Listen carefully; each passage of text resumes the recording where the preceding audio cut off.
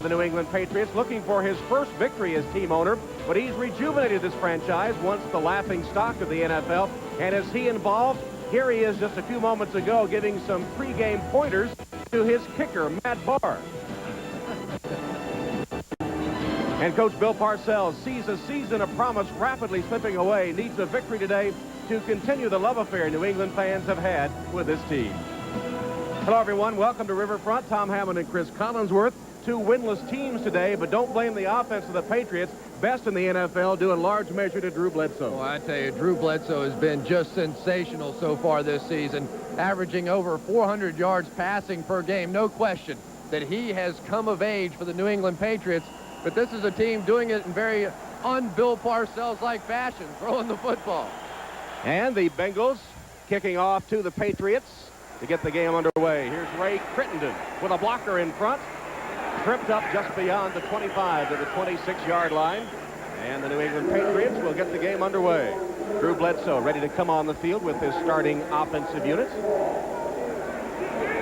Up front, Armstrong, Cratch, Arthur, Skeen, and Harlow done a pretty good job pass blocking, not so hot run blocking. Bledsoe, of course, is having the great start to the season, hitting 62% of his passes. And Ben Coates, the man to watch, second leading receiver in all of the NFL. Three wide, gets Thompson into the backfield, and Crittenden as the third wide receiver. Bledsoe to pass on first down. Under pressure, had it tipped at the line of scrimmage, and it falls incomplete. Intended for Michael Timpson. Bengals line up defensively this way, with Rucker getting the start in place of Crumry.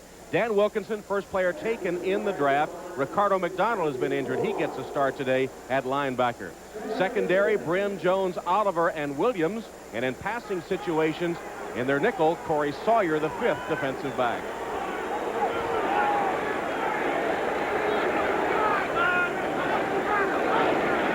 Bledsoe again will go to the air. Rifles it downfield, complete to Brisby. He's ridden out of bounds by Mike Grimm, but he has a New England first down. And there you saw the arm strength of Drew Bledsoe. No question about it. And an unusual opening strategy from Larry Peccatello, the defensive coordinator for the Cincinnati Bengals. This is a team that has not been known for blitzing the quarterback. And on the first two downs, they come after Drew Bledsoe. Bledsoe 1 for 2 to open the game. Already has thrown for 800 yards on the season, best in the NFL. First running play, Marion Butts finds some room up the middle, gets about 4 yards before John Copeland drags him down. Marion Butts, of course, #1 rusher on this team, but he's gained only 107 yards, averaging just over 3 yards a carry after coming over from the Chargers. He's a tremendous force, no question about it. Bill Parcells would love to see Marion Butts establish a little ground game. The Patriots have not been able to run the football with any effectiveness at all so far this season. Butts a gain of just over 2 yards on that carry. And he tries it this time and gets nothing. There to meet him are John Copeland and Keith Rucker. Rucker, number 95, getting the start in his third season from Ohio Wesleyan, a Division III player. You see, in 340 pounds, he can clog up the middle. Just a little guy. And you see the Bengals decal on the helmets as they return to their original uniforms. 1968 to 1980, the Bengals wore these uniforms, so the stripes are off the helmets and the Bengals decal is on. And Drew Bledsoe in a familiar situation, having to throw on 3rd and long.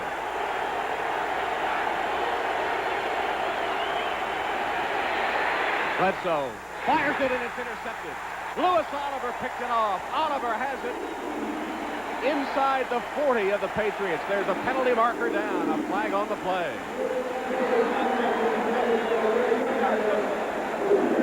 Lewis Oliver, the strong safety, his first interception of the season.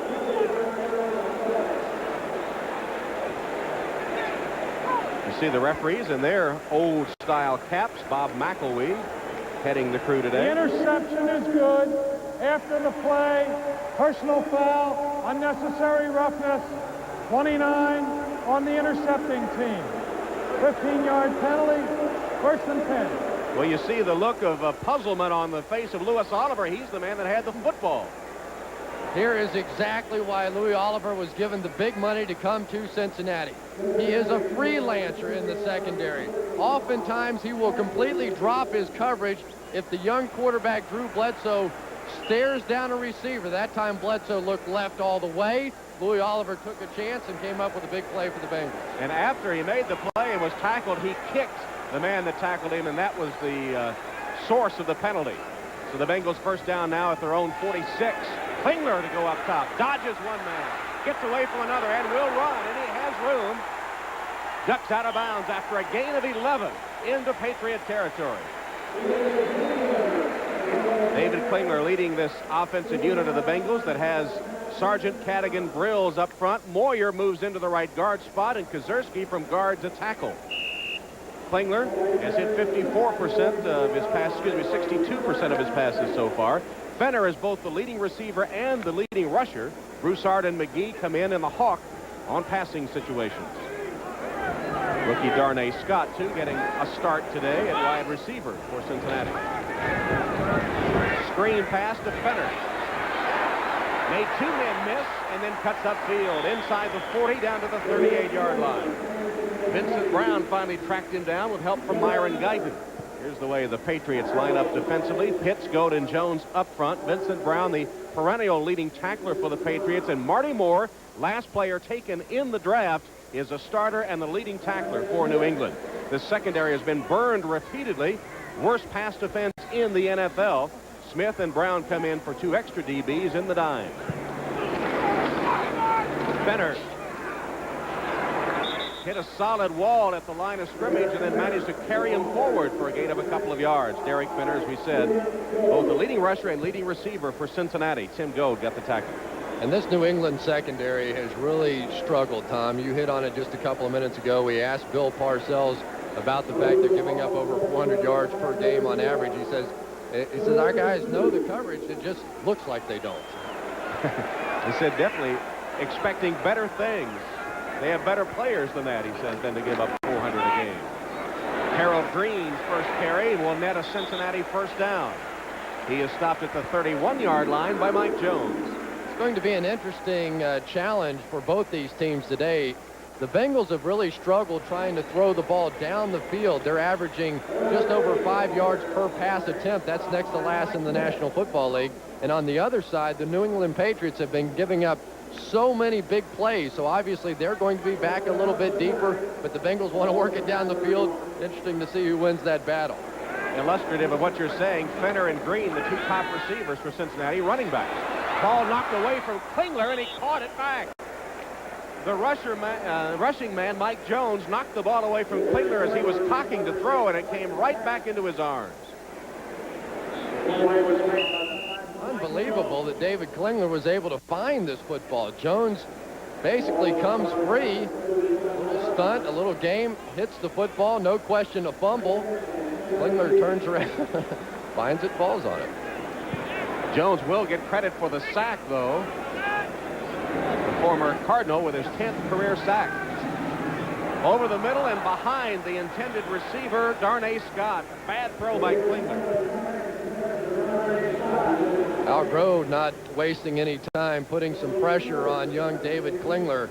Have to wonder about this Cincinnati Bengals offensive line. They have gone through some tackles already this year. Their starting offensive tackle, Joe Walter, is out with a season-ending knee injury. Eric Moore broke his leg last week, so now Bruce Kozerski has to move out to right tackle.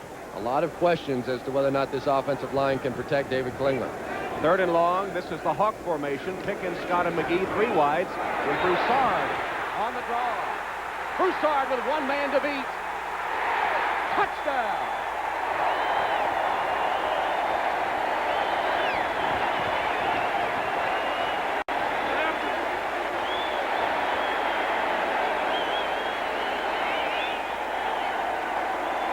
The speedy Steve Broussard, the third down specialist, Rambo's 38 yards for the Cincinnati touchdown.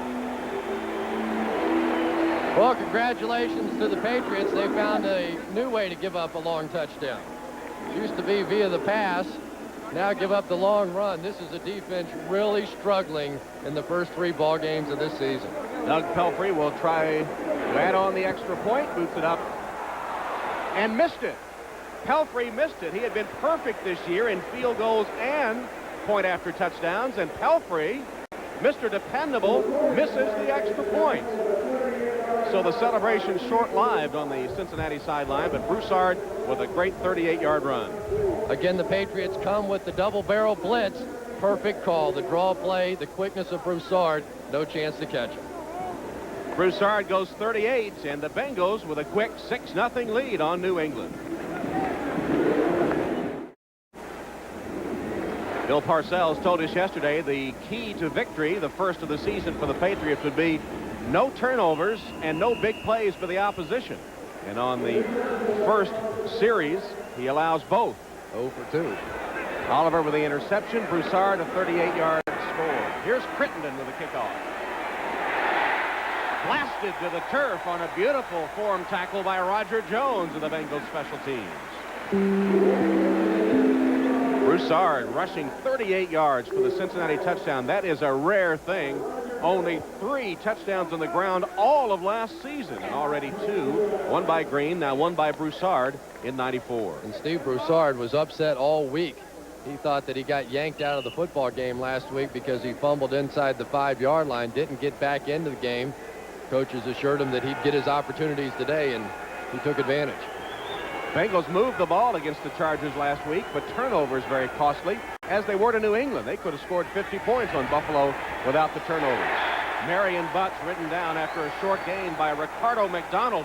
Welcome back, number 56, who has been out with an injury. He tore his ACL in the next to last game of last season and just now getting back into form. And he is the better run stopper for the Cincinnati Bengals defense. They've played a lot of people out there so far, David Braxton, Santos Stevens, but he gives them a little extra beef against the run. Despite missing those 2 games, he was the second leading tackler for the Bengals and had 12 stops in the Cincinnati game against New England last year. Bledsoe's pass down the sideline and incomplete with Timpson the closest. Might have been a mix-up because they had 2 receivers right together in the pattern. I would imagine that Ray Perkins, the offensive coordinator for the Patriots, is a little surprised at what he's seeing out of Larry Peccatello's defense. Ordinarily, the Bengals play predominantly a zone defense, don't put a lot of pressure, just rush with the front 4, and so far we've seen them coming after Drew Bledsoe. 3rd and 9 for Bledsoe. Watch Ben Coates, number 87, the tight end. He's to the right.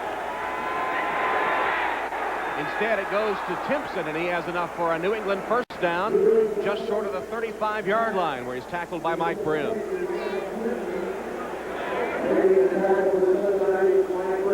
Again, the Bengals come with pressure, leaving man-to-man coverage in the secondary. Timpson just simple turn-in pattern. Plenty of room given out there by Mike Brim. If you can protect it, it's fairly easy to play pitch and catch. First down, New England. Timpson made the first down reception on 3rd and long. 6-0 Cincinnati. 8:44 in the first quarter, and Bledsoe calls a timeout. He had enough time, I believe. The play clock was at 8 seconds. He must have had some sort of mix-up in his personnel. So New England takes its first timeout of the half. Parcells and company trailing by 6.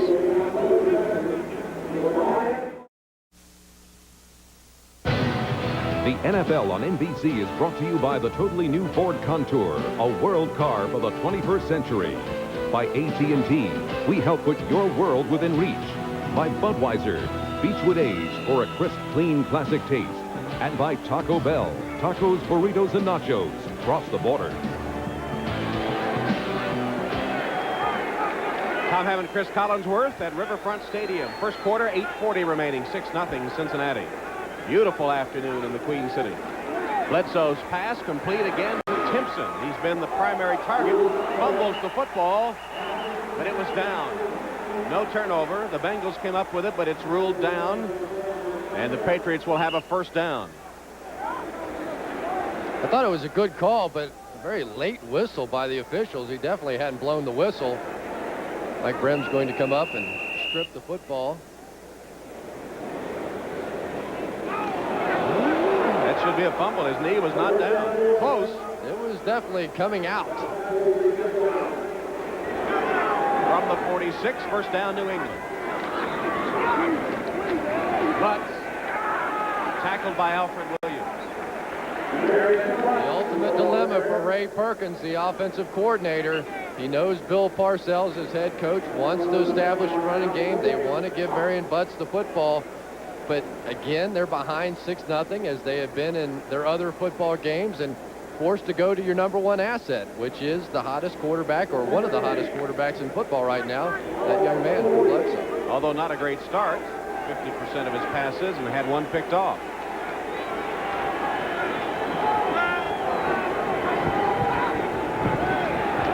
Bledsoe with time. Fingertip catch made by Vincent Frisbee right in front of Rod Jones. Oh, that was pretty.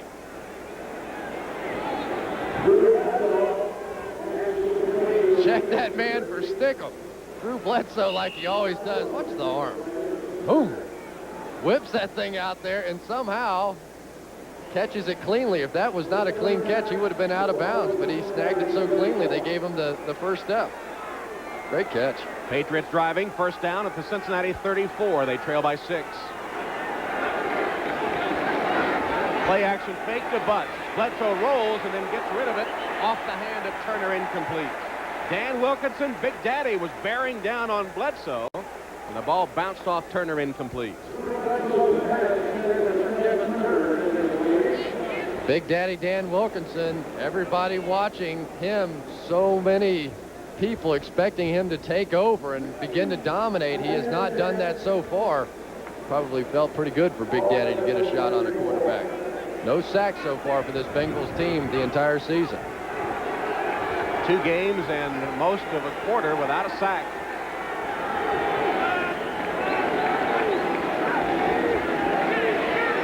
Bledsoe's pass threads it complete to Ben Coates, his first reception, and the 18th of the season. Let's go to New York now, where Greg Gumbel has an update for us. Greg? All right, Tom, Three River Stadium in Pittsburgh on the opening kickoff. Now, Marshall Faulk isn't the only Indianapolis Colt who can run. This is Ronald Humphrey, 95 yards with the kickoff return. The extra point puts the Colts on top of the Steelers, 7-0 in the first quarter. Tom and Chris, back to you. All right, Greg, and boy, the new rules on kickoffs have really put a charge in that phase of the game. Excellent choice by the NFL powers. Coates took it away from the defense and has it to the 17-yard line. He just took it away from the defenders, and Ricardo McDonald finally had to make the tackle on Ben Coates. The Bengals know he's going to get the football. The Patriots know they're going to throw him the football, and somehow he still makes the play. Now up over 300 yards. It took Ben Coates until game 8 of last year to get over 300 yards receiving. Just been phenomenal so far. As good as Drew Bledsoe. Bledsoe's pass is complete. Close to a first down to Timpson. Ridden out of bounds by Rod Jones, and Timpson already having a big day. The Patriots have only 3 wide receivers activated for the game: Brisby, Timpson, and Crittenden. I'll tell you, Drew Bledsoe just continues to impress. Bill Parcells said that this year there's more of a presence in him. The guy just looks like a quarterback on the field, taking charge in the huddle. The guy's starting to believe in him. That's the true mark of a quarterback. And his game management, he said, much better. 7. Marion Butts stopped just short of the goal line. Butts, that punishing type runner, nearly 250 pounds. Steve Tovar in the center of the defense to make the stop. One of his coaches at FSU called him John Dillinger in headgear. That's pretty appropriate. The offensive line, Reporting to an eligible position. they just love blocking for a big guy like that. They know if they can spring him into the secondary, defensive backs running high. And, of course, preseason knee surgery. In his years in San Diego, 5 of them, he was the leading rusher all 5 years. On the toss, Turner gets a block, and Butts gets the touchdown. Impressive drive by the New England Patriots. They mix run and pass, and Butts takes it in for the score. What an impressive block by Kevin Turner on Darrell Williams. Darrell Williams, the free safety, may be the hardest hitter on this football team. Kevin Turner gets outside leverage and just uncorks on Darrell Williams. A stroll in for Marion Butts. Third rushing touchdown of the season for Butts. Matt Barr for the extra point puts the Patriots in front. Marion Butts with the clincher of a beautiful Patriot drive. New England leads 7-6.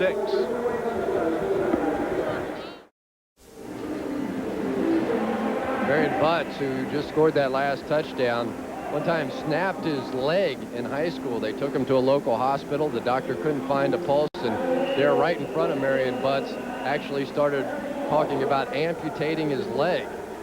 Things went another direction. He said he started to pray and figures now that God had bigger plans for him somewhere down the line.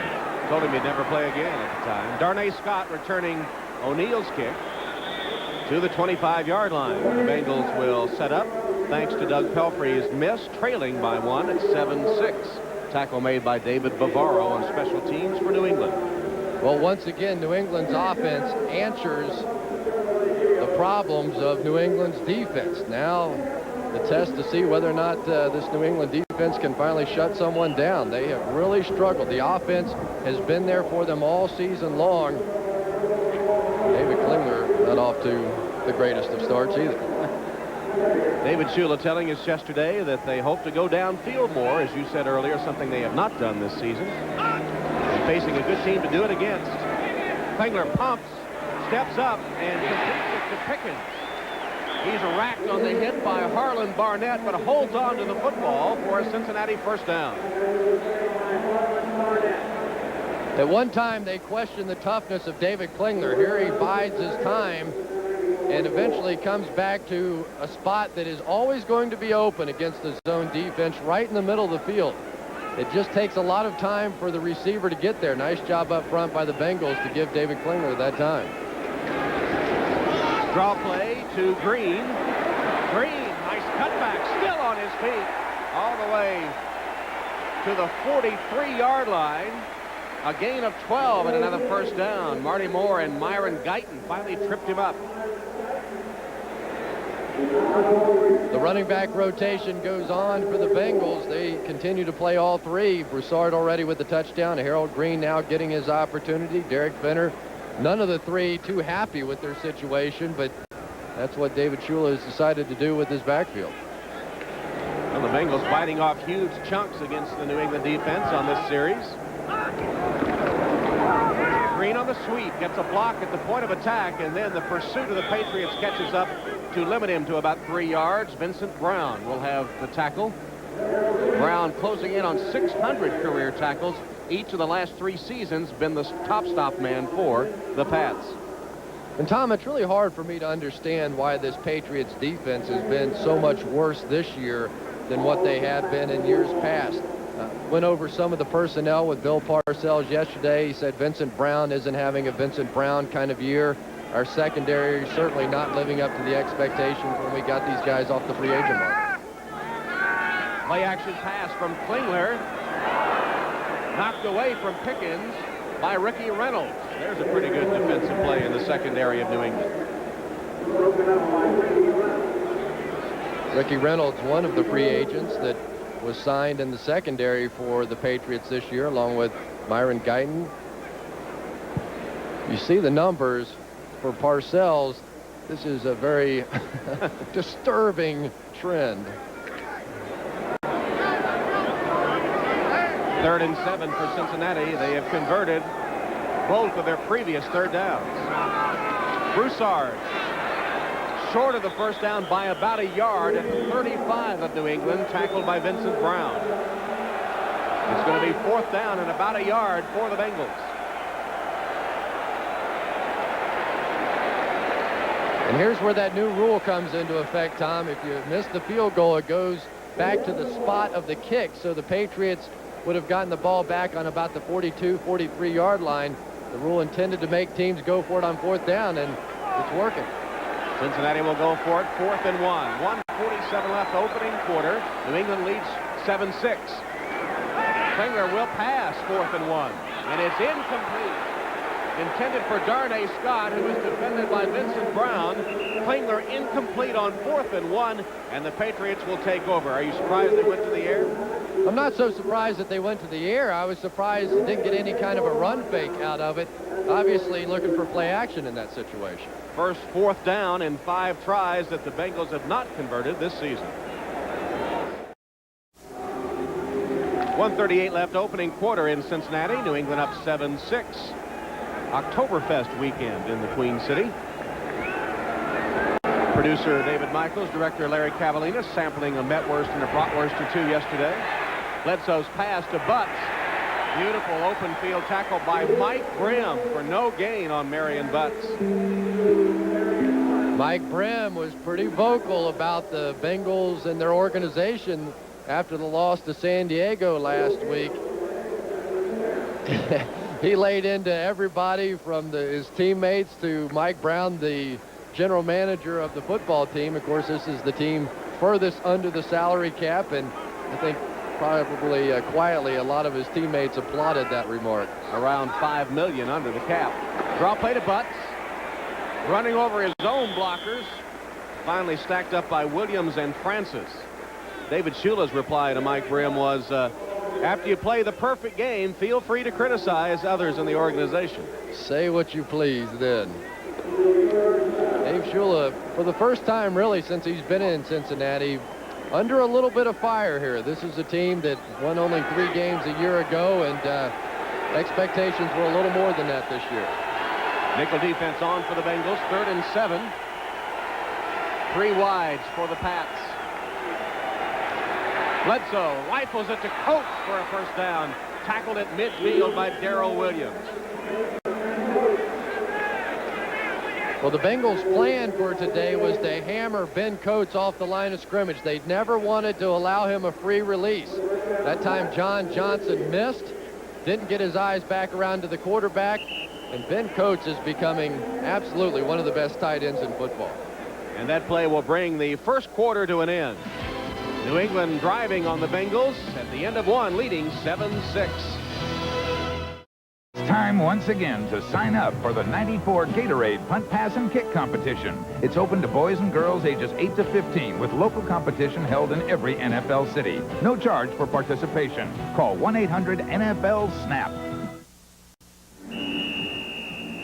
Ready to start the second quarter in Cincinnati. Patriots up 7-6 on Cincinnati. Big Daddy and the defensive unit of the Bengals looking for their first sack of the season. The only team in the league not to have one.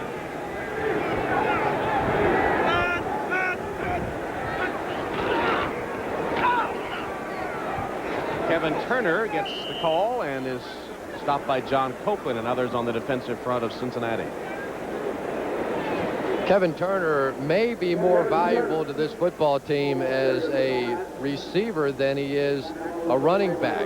He's the guy, along with Ben Coates, that when they try to take Ben Coates away, which is going to happen more and more frequently, Kevin Turner has to be able to come out of the backfield and make the plays. They like to play that tight end fullback combination in New England.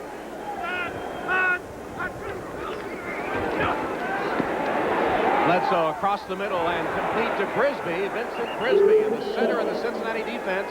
Dragged down by Rod Jones, but he has a New England first down inside the Cincinnati 30-yard line. Well, Bill Parcells called Drew Bledsoe clueless last year. It's like he's beginning to get things figured out.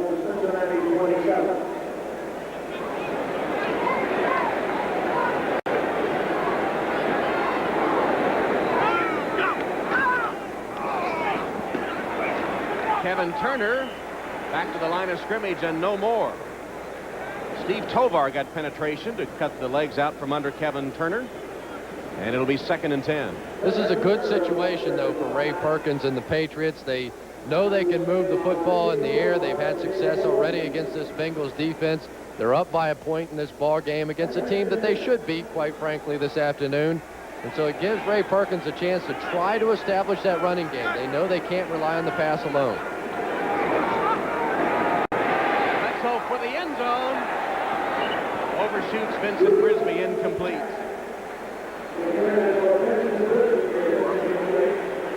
I thought Drew Bledsoe bailed out just a tad early on that play. The Bengals came with the blitz.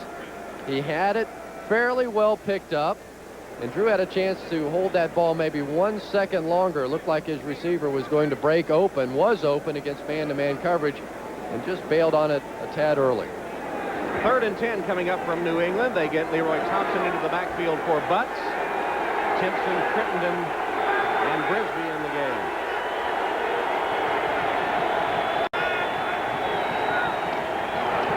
Thompson tries to turn the corner and cannot.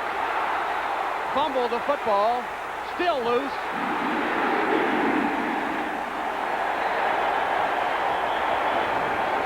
Still no signal. Rod Jones came away with it. He's got some signal for him. I think they're going to say the ball bounced out of bounds and then was kicked back in. And if that's the case, it would be New England's ball, and they'll get a shot at a field goal. An out-of-bounds defensive player touched the ball. It becomes a fumble out of bounds. The ball still belongs to New England. So it wasn't the ball that went out of bounds. It was a Cincinnati player that touched it while he was out of bounds. Good call by the officials. At that point, the player becomes an extension of the ball. If he's touching it while out of bounds, then the ball is out of bounds.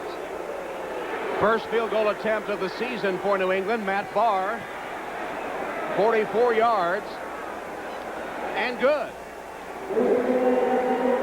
Matt Barr hits his first field goal attempt of 1994, extending the New England lead to 10-6.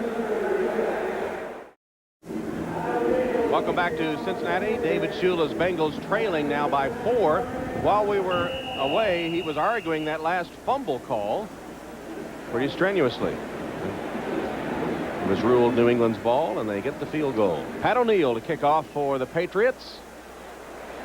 Bounces at about the 12. Scott will pick it up on the hop. Darnay Scott pushing Eric Ball in front of him back to the 28-yard line. And while we were away after the field goal, this is what took place with David Shula. He's not talking about how much he likes his new hat either. Thanks. Here's the play. The fumble, really, the fumble created without even a hit. Leroy Thompson just losing control. It's a good call by the officials. They get it right. Lay the groundwork, though. Maybe you get a call later. Bengals put it in play from their own 28-yard line, trailing 10-6. Klingler down the sideline. Pickens fighting with Maurice Hurst for position, and the pass falls incomplete. Well, a little unusual in that Carl Pickens is really not the swiftest of the receivers. They drafted Darnay Scott, a little hesitate and go, to be their deep threat. Maurice Hurst just absolutely all over this one.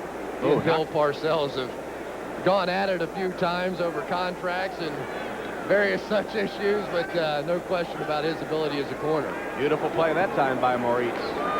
Second down pass. Klingler completes it to Jeff Query. That's only a gain of 5 or 6 yards. Hit immediately by Ricky Reynolds and Willie McGinnis. Klingler now has hit 4 of his 9 pass attempts. And Willie McGinnis getting a chance to play again this afternoon. He came out so spectacularly. I think it was the first exhibition game, had 3 sacks. Since then he's had some knee and hamstring problems, but he's healthier now, and they expect him to play a little more than he has, about 30 plays per game so far. 4th player taken in the draft from USC. Klingler steps away. Caught from behind at the line of scrimmage by McGinnis, the rookie linebacker. And there you see the speed. Already a half a sack on the season. There's just no substitute for it in this game, especially at the outside linebacker position. Bill Parcells really builds his defense around outside linebackers. He likes to get the 2 gapping push up the middle with his interior 3, and then he loves to have that great speed on the outside. Chris Slade's been playing much better so far this season at one side, and if McGinnis can pick it up on the other, it would be a great combination. Lee Johnson's first punt fielded by Ray Crittenden.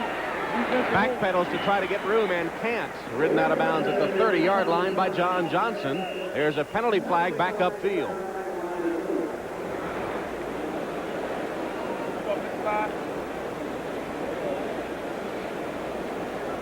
Looks like it'll be against Cincinnati.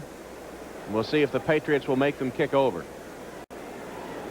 I don't think so. With the way Lee Johnson's been kicking this year, that's not bad field position.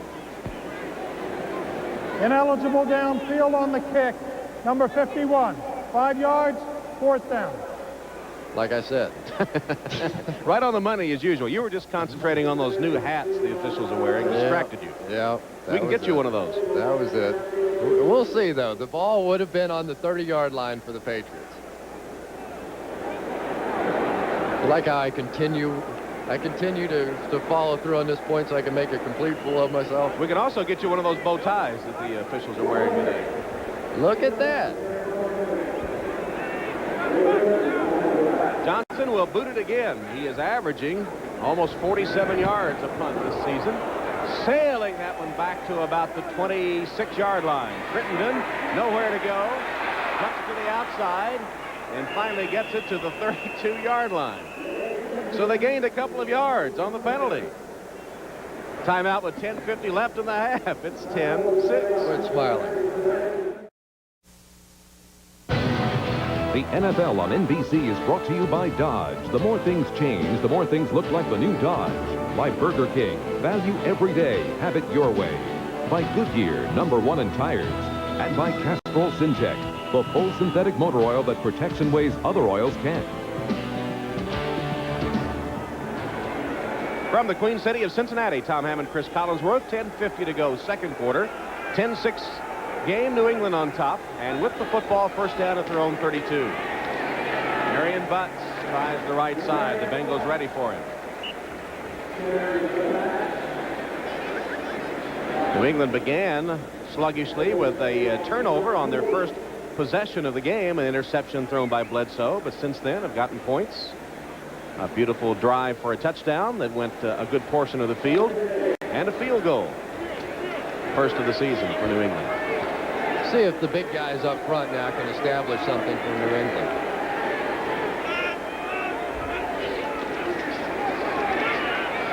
Bledsoe's pass overshooting Vincent Brisby. Bledsoe missed that one. You know, the interesting thing is that Bob Cratch, who came over from the Giants, played with Bill Parcells there, now the offensive guard of the Patriots, told us that, said, heck, because I know everybody always thinks offensive linemen would rather run the football. He said, I'd rather throw it. There's no reason to run in there and bang your head and get a headache every play. Just drop back when you got a guy like Drew Bledsoe. Let him do his thing. Cratch was courted by the Bengals in the offseason. Chose to rejoin Bill Parcells. Flag down. Bledsoe's pass complete to Timpson. It'll be enough for a first down to the 45 if it stands. Rod Jones made the tackle. The offside against Cincinnati. They were coming with a blitz and maybe started a little early. It is against. Penalty is declined. First down.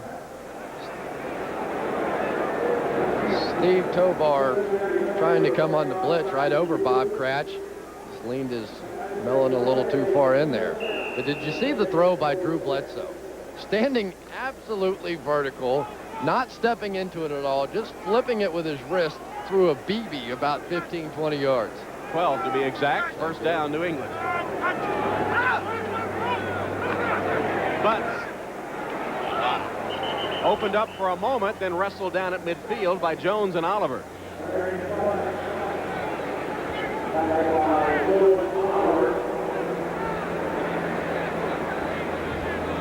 Marion Butts, his high school football coach, called him a momentum getter. And that's exactly what he is. When he gets that momentum going downfield, grab anything you can, his helmet, jersey, whatever it takes. Florida State, he mostly blocked for Sammy Smith. Had his chance to run the football as a pro and has become one of the premier tough inside running backs. Bledsoe's pass, a little touch on that one to Coates. He has another New England first down, out of bounds at the 38-yard line. Lewis Oliver ran him out, but Bledsoe showed you a little touch on that pass. Well, I don't know if the Bengals are just breaking down or exactly what's happening, but Ben Coates, the game plan coming in was to take him out from the Cincinnati Bengals standpoint. They were going to hammer him, drill him, not let him off the line of scrimmage, and So far, he's made almost every big play. Already has 3 or 4 receptions in the game.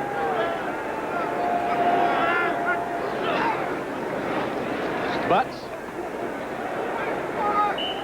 Stopped at the line of scrimmage by Tim Crumrye. You know, Tom, the amazing thing about Ben Coates is that he's probably a better blocker than he is a receiver. He took over for Marv Cook, who was a great tight end in New England for a long, long time, mainly because of the fact that he could block. Had an interesting quote. He said that I know for a fact that I'm as good as the all-pros, and I think I block a little better than they do. I asked him about that yesterday, and he sort of backed down. Bledsoe's pass complete to Turner on one knee. He gets up and rambles close to a first down before Francis can pin him to the turf. Turner went on one knee to make the reception and then got scrambling toward the first down marker. Will be just a little short. The offensive line for the Patriots doing a nice job with the pass protection. Reporting to an eligible position. Number 70. Number 70, man. That's Brandon Moore, normally a tackle, reporting as a tight end on this 3rd and 1.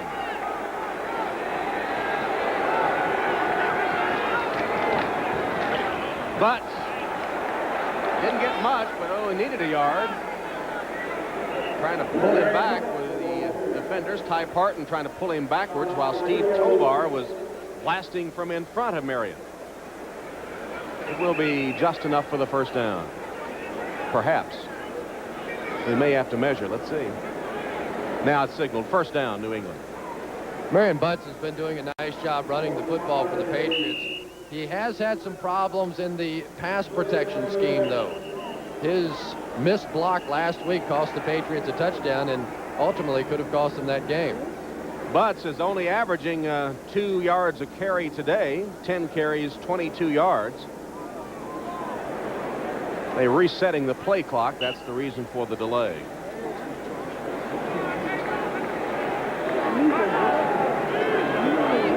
First down, New England from the 27 of Cincinnati. Just under 7 minutes left in the first half. 10-6 New England.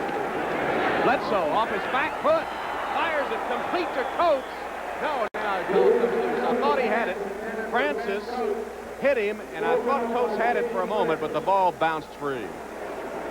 James Francis, a former basketball player at Baylor, every bit the athlete that Ben Coates is. Again, they're giving him the free release off the field, or off the ball. And it looked like Francis may have just knocked down Ben Coates' arm. Look at the easy flip by Drew Bledsoe. What a dynamite arm he has. Good play on that one by James Francis. 10th play of the New England drive. It's 2nd and 10.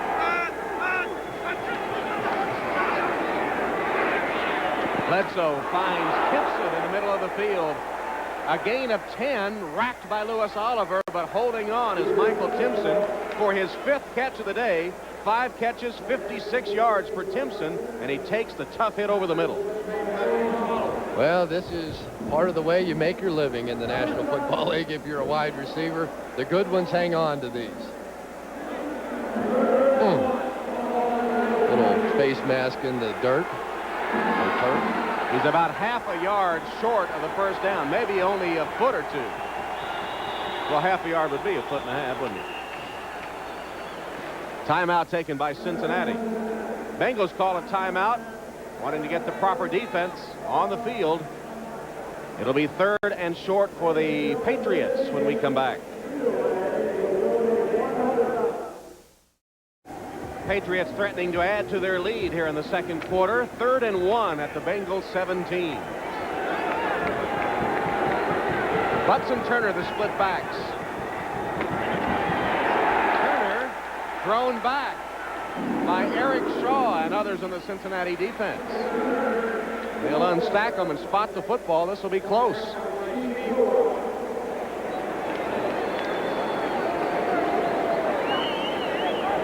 They've struggled running the football all season. Bill Parcells trying hard to make this into a running football team. I don't know if he'll be able to get it accomplished or not. It's frustrated him too, hasn't it? Oh, boy, you could tell just talking to him. He said, I know you guys enjoy those big shootout kind of games, but I don't. They'll call in the chain to measure. And it will be short. So now the decision, kick the field goal or go for it on 4th and less than a yard. They've converted 1 of 2 4th downs this season. I'll bet you Bill Parcells comes back and runs the same type of play again. He wants to establish something with this football team, a little toughness. This time they're in the eye. Turner is the up back. Butts is the tailback. Butts behind Turner. First down and then some to the 12-yard line. Steve Tovar hanging on for dear life. And that may be the last 3rd down and short that Kevin Turner ever gets to run the football. When you've got a big guy like Marion Butts and a good blocker like Kevin Turner, it just makes sense. Well, when you've struggled as a head football coach, not only this year but in years past, you got to take on many hats. One of them is cheerleader as well. This crowd is about as dead as I've seen in some time. But then so are the Bengals. Leroy Thompson, very little. Tim Krumrie made the stop. And the Bengals continue to play pretty tough run defense against New England. A little combination of both. I think the Bengals are playing pretty well, but the Patriots really struggling. They haven't run the football. And Bruce Armstrong's a guy that used to be such a devastating run blocker, the left tackle. But after that knee surgery, I just don't know if he's ever gotten quite back to form. 14th play of the drive coming up. Flags down, play stopped. It'll be a legal procedure against the Patriots. Step off 5 yards. Prior to the snap, number 87 offense. 5 yards, 2nd down. Ben Coates trying to get a head start. Well, when you play against the Bengals, you get a little antsy and try and pad your stats all you can. Jumped up a little quickly there. This Patriots offensive line, though, has been hurt by guys that really haven't produced for them. Eugene Chong and Todd Rucci, both guys that were one drafted in the 1st round, the other in the 2nd round, and neither of those players active. So some disappointments from previous drafts. Mark it back at the 16 now. And a timeout taken by Cincinnati. They had a substitution, couldn't get a man off the field. A moment ago, they had to call timeout because they only had 10 men on the field. Now they had 12 and had to take a timeout. Whoa, things are getting rough here in Cincinnati. Maybe Greg Gumbel has some better news. Greg? Well, Tom, only if you're a fan of the Pittsburgh Steelers. Neil O'Donnell rolls to the near side. 27 yards later, Eric Green makes the catch in the end zone, his 21st career touchdown reception. That's a record for Steeler tight ends. 14-7. Colts lead is cut in half. Tom and Chris? All right, Greg, so I guess that's further bad news for the Bengals, one of their division opponents. Well, when things start going too bad for the local team, you start cheering for the teams that are around you. So the Cleveland and Pittsburgh, now you sort of have an affinity for them. It becomes a matter of geography, huh? Well, Indianapolis is not too far away either. That's true. Well, Drew Bledsoe has the Patriots on the move again, but facing a 2nd and 14 with the clock showing 4:12 left in the 1st half. Drew Bledsoe really coming into his own, and an introspective sort. In fact, he had a long drive back home to Pullman, Washington in the offseason, time to think about things and think about how involved he wanted to be in this whole NFL scene. Yeah, he said he stopped at a Greasy Spoon, though, doesn't like a lot of publicity, and some guy asked him where he lived and how he worked and what he did, and he finally told him. The guy didn't believe him, made him pull out his driver's license. Blitz coming, flags down.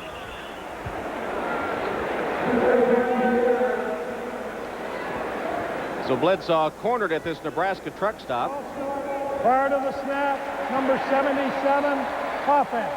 Pat Harlow guilty that time.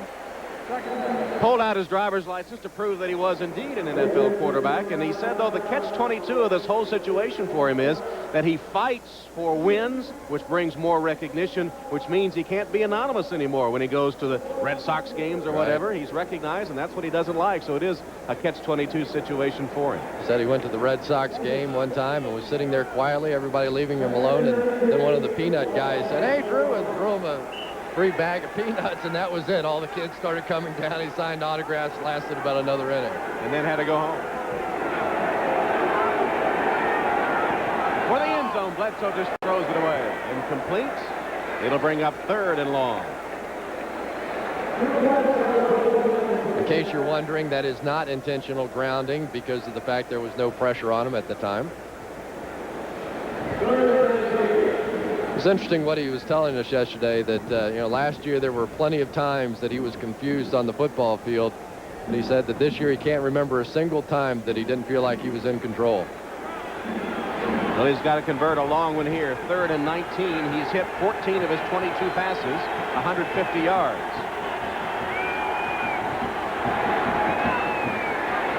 Rifles it. Turner came back to catch the football. He'll be short of the first down. Rod Jones made sure he didn't get up. But a nice effort by Kevin Turner, who is the 2nd leading receiver on the season for New England behind Coates. Yeah, and a good call that time by Ray Perkins. Very difficult to get the touchdown thrown into a 4-deep secondary, so all you do is you make the field goal a little easier. This throw was just given to them on the sideline. You see the defensive back, Rod Jones, backing up into the end zone. Take it, make it a little easier for Matt Barr. 24-yard attempt by Barr, who had a 43-yarder before. Hit the upright and went through. Did he call back? 13-6.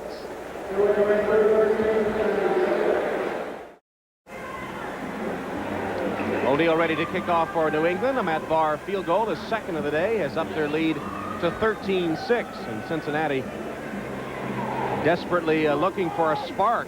Crowd is dead. The team, have they given up? I don't think they've given up yet. The problem is they're just a little less talented than most others. Remember, this Patriots team played 2 of the better teams in the National Football League the first 2 weeks in Miami and Buffalo. I definitely put them at least mid-level in the NFL. Ball and Scott awaiting the O'Neal kick. Scott at the goal line. Nice return by Darnay Scott, 30 yards as he gets it out to give him pretty good field position for this last-minute second quarter drive. Well, move over Joe Montana, a 7-minute drive for a field goal engineered by Drew Bledsoe. You've been waiting since last week to say that, haven't you? You waited till we get on camera to embarrass me in front of everybody in the greater Boston area. Well, that's what you said last week about Ron Paulus of Notre Dame. Let's do this, Dad. You're killing me. Absolutely killing me. Move over Tom Hammond.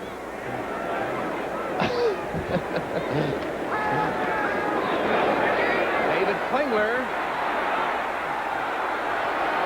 running for the sideline, makes the line of scrimmage and not much more.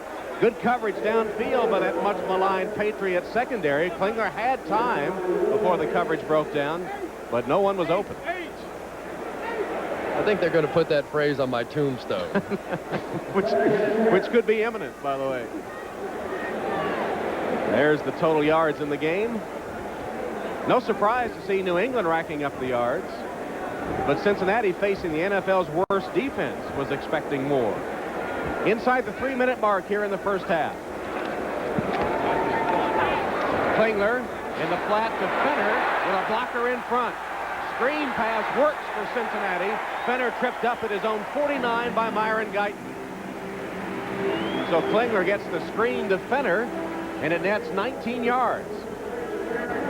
Screens and draws so far have been the solution for this Bengals offense. There you see the inside move by Aaron Jones. That's what set up the screen.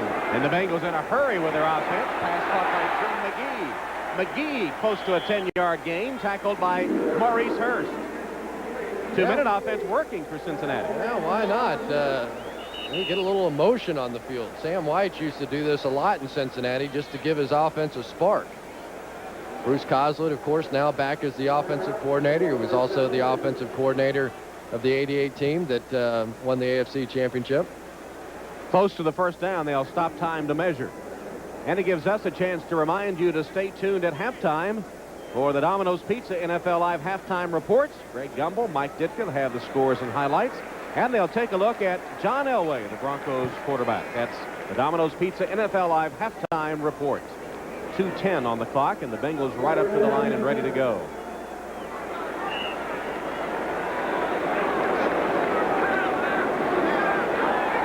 Klingler steps up and hits his tight end, Tony McGee. He has the Cincinnati first down to the 21. Chris Slade made the stop, but Klingler hot here in the 2-minute offense. We'll take a timeout for the 2-minute warning. Bengals trying to cut into the 13-6 New England lead.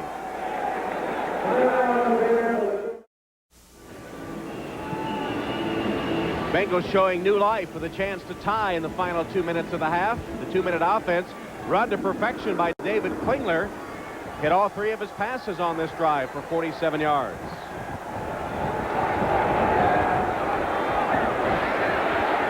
Klingler steps up and hits Fenner. Derek Fenner races to the sideline and gets out of bounds after about 6 or 7 yards. Dwayne Sabb was the man in hot pursuit. Tom, I can't believe the difference in defenses just 4 or 5 years after I've gotten out of football. It used to be that everybody played man-to-man coverage and blitz when they got down in the red zone. Now everyone is dropping back 8 people into the end zone and making it difficult for you to try and find a hole in the zone. That time the Patriots rushing only 3. Klingler had plenty of time to get it off. 2nd and 5 for the Bengals. Green in motion. Klingler to pass. Fenner again, one-on-one with a linebacker, wrestled down right at the first down marker. That was Marty Moore, the rookie from Kentucky that has played so well. Went one-on-one against Fenner, and Moore draws a hand from the crowd. He is from nearby Fort Thomas, Kentucky. Played at Highlands High School here locally. His mom in the stands, and Marty admits that not even his family will sit with mom during one of these games. She goes a little crazy. 50 tickets Marty had for today's game. First down, Cincinnati. Fenner, first down run inside the 10-yard line, a couple of yards gained. Sabb again with the stop as the clock continues to roll. Remember, the Bengals had to take 2 timeouts with a defensive mix-up earlier in the quarter. Here's the hurry-up as Patriots scatter to try to get off the field in time. They do. Klingler, touchdown, Pickens. 8-yard Carl Pickens in the end zone where he had beaten Rod Smith.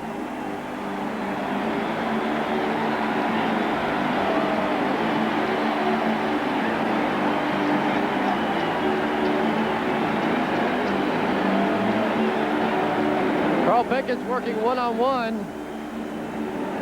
The over move by Rod Smith as he tried to break in front, and Pickens just with a little slide on the back end. Pelfrey, remember, missed his first extra point attempt, but this one splits the uprights, and the Bengals, counted down and out, have come back to tie the score at 13. Pickens, and give Klingler credit. He put the ball right where it had to be, where only Pickens can get it. We're tied, and the crowd is finally into it.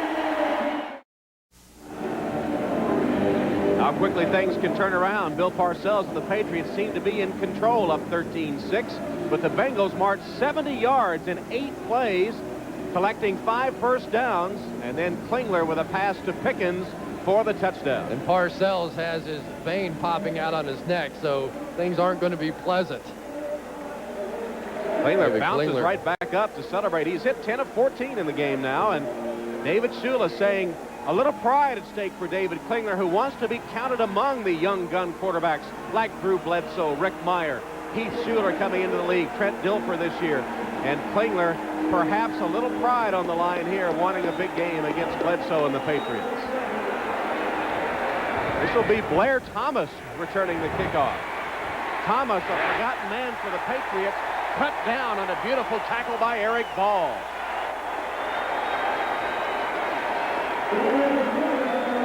And Tom, you have to know there's about 3 years worth of pent-up frustration in this crowd if they can get something to cheer about. Now let's see if Drew Bledsoe can answer and give his team some momentum going into halftime. It has been the offense that has done the job through the first 2 games. 1:15 as you see in this tie game. Sudden turn of events here. Bledsoe tries to answer the superb Klingler drive. And they're just going to run out the clock. There's a penalty marker down.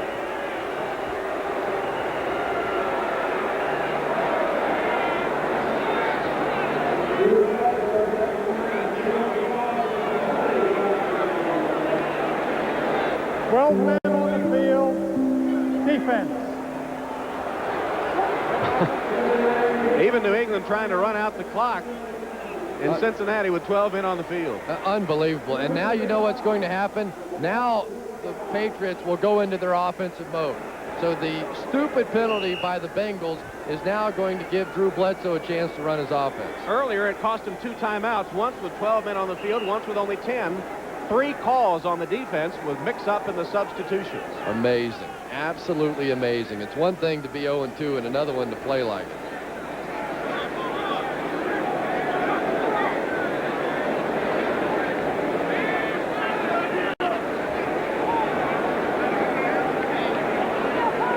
I'll be shocked if they don't give Drew Bledsoe and this offense a chance to put the ball up. They have been so hot and so consistent through the first couple of ball games.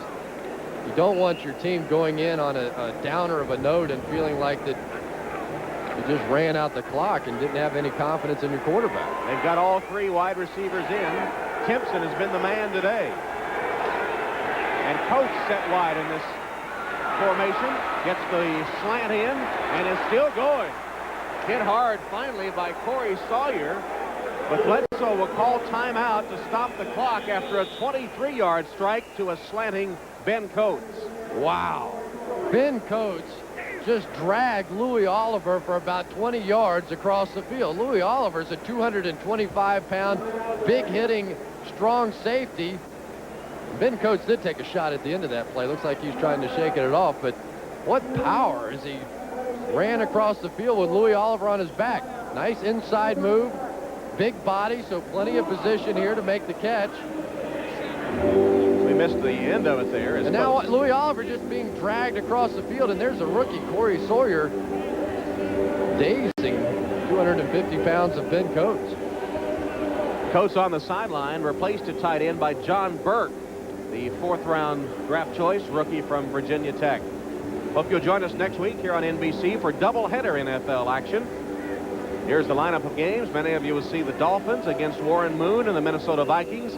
Other will see the Browns and the Colts tangle. And then 4 o'clock, second game of the doubleheader. Some of you will see with Patriots against Detroit. And others will see the Bengals with their Central Division foe, Houston. You know, that Miami-Minnesota game, arguably the best offense going up against the best defense in football. Patriots fans may not want to hear that. They may believe this is the best offense. Well, statistically it is coming into this weekend's games. Bledsoe's pass incomplete. Low for Vincent Brisby. Stops the clock with 52 seconds. Sawyer was right with Brisby. It's the only bad throw I've seen out of Drew Bledsoe so far today. He has so much confidence in that arm that even on some of the longer throws, he just wants to do that little flip with his wrist. That time he needs to step into it a little more. Bledsoe from Walla Walla, Washington, 16 of 25. Zips it to the sideline, complete for a Patriot first down to Ray Crittenden. Clock stops at 47. Matt Barr last year, his longest field goal from 48 yards, his career long 54, but that was much earlier in his career, so you would think they need to get to about the 30-yard line to give him a legitimate shot, or about another 11 yards. Drew Bledsoe is still thinking touchdown. Ball's at the 41 of Cincinnati. Nearly intercepted. Brisby, the intended receiver. Rod Jones was there defending with Corey Sawyer. Jones made a run at the football and nearly had it.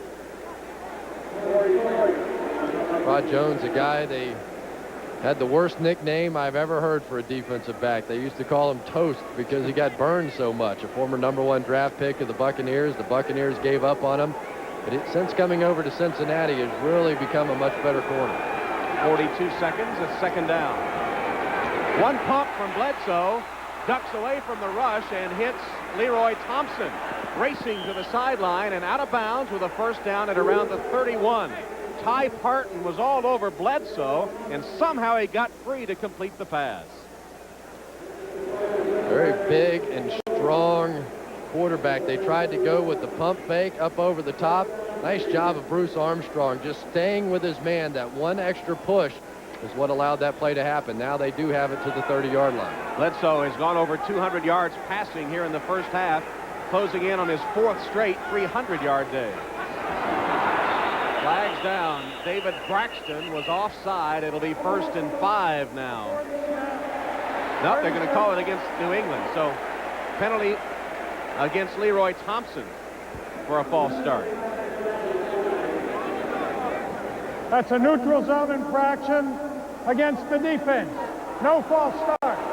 5 yards. Well, that's what I said. You got it right. That's the new rule. Well, what happened was the blitz was coming, jumped over the line of scrimmage, and then Bob Cratch, or Bruce Armstrong, excuse me, is going to flinch. That this year is an infraction on the defense. In years past would have been on the offense. Exactly right. New rule, 1st and 5, Parcells and the Patriots. Ball's at the 25 of Cincinnati. Already field goal range. Bledsoe wants more. He's got a man. Crittenden. Incomplete. Wow. If there's ever been a question about Ray Crittenden, it's his hands. The former soccer player, great soccer player at Virginia Tech, has all the speed to make this happen. Absolutely perfectly thrown. Where you want it, over the outside shoulder, a drop.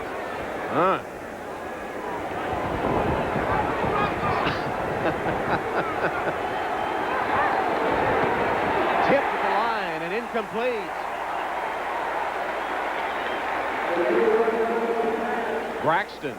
When you're playing against a team like the Bengals that have so much to overcome emotionally, been so bad for so long, you can't give up great opportunities like Ray Crittenden just did. They had a chance to take a touchdown lead going into halftime, and now all of a sudden this Bengals defense finding a little extra life. Second tip pass in the game of Cincinnati. It sets up a 3rd and 5. 24 seconds left. Tie game first half. Bledsoe intercepted. Intercepted by Fernandez Vincent of the Cincinnati Bengals. Timed it perfectly. Second interception of the day. Darrell Williams, excuse me, it's Williams with the interception. Second interception of the day by the Cincinnati defense. Williams just freelancing in the secondary. And we're seeing a lot more movement out of the safeties. Absolutely never saw him. That was a play in which it looked like Darrell Williams was helping on the deep man, followed Drew Bledsoe's eyes. And you see Ray Crittenden. Boy, what a turnaround at the end of this half. He dropped a touchdown pass. Interception gives the ball back to Cincinnati, so New England had a chip shot field goal to take the lead. Instead, we'll end the first half tied at 13. Ray Crittenden dropped a touchdown pass. And just when it seemed that the Patriots had things in control, Klingler marches the Bengals down the field to tie the game.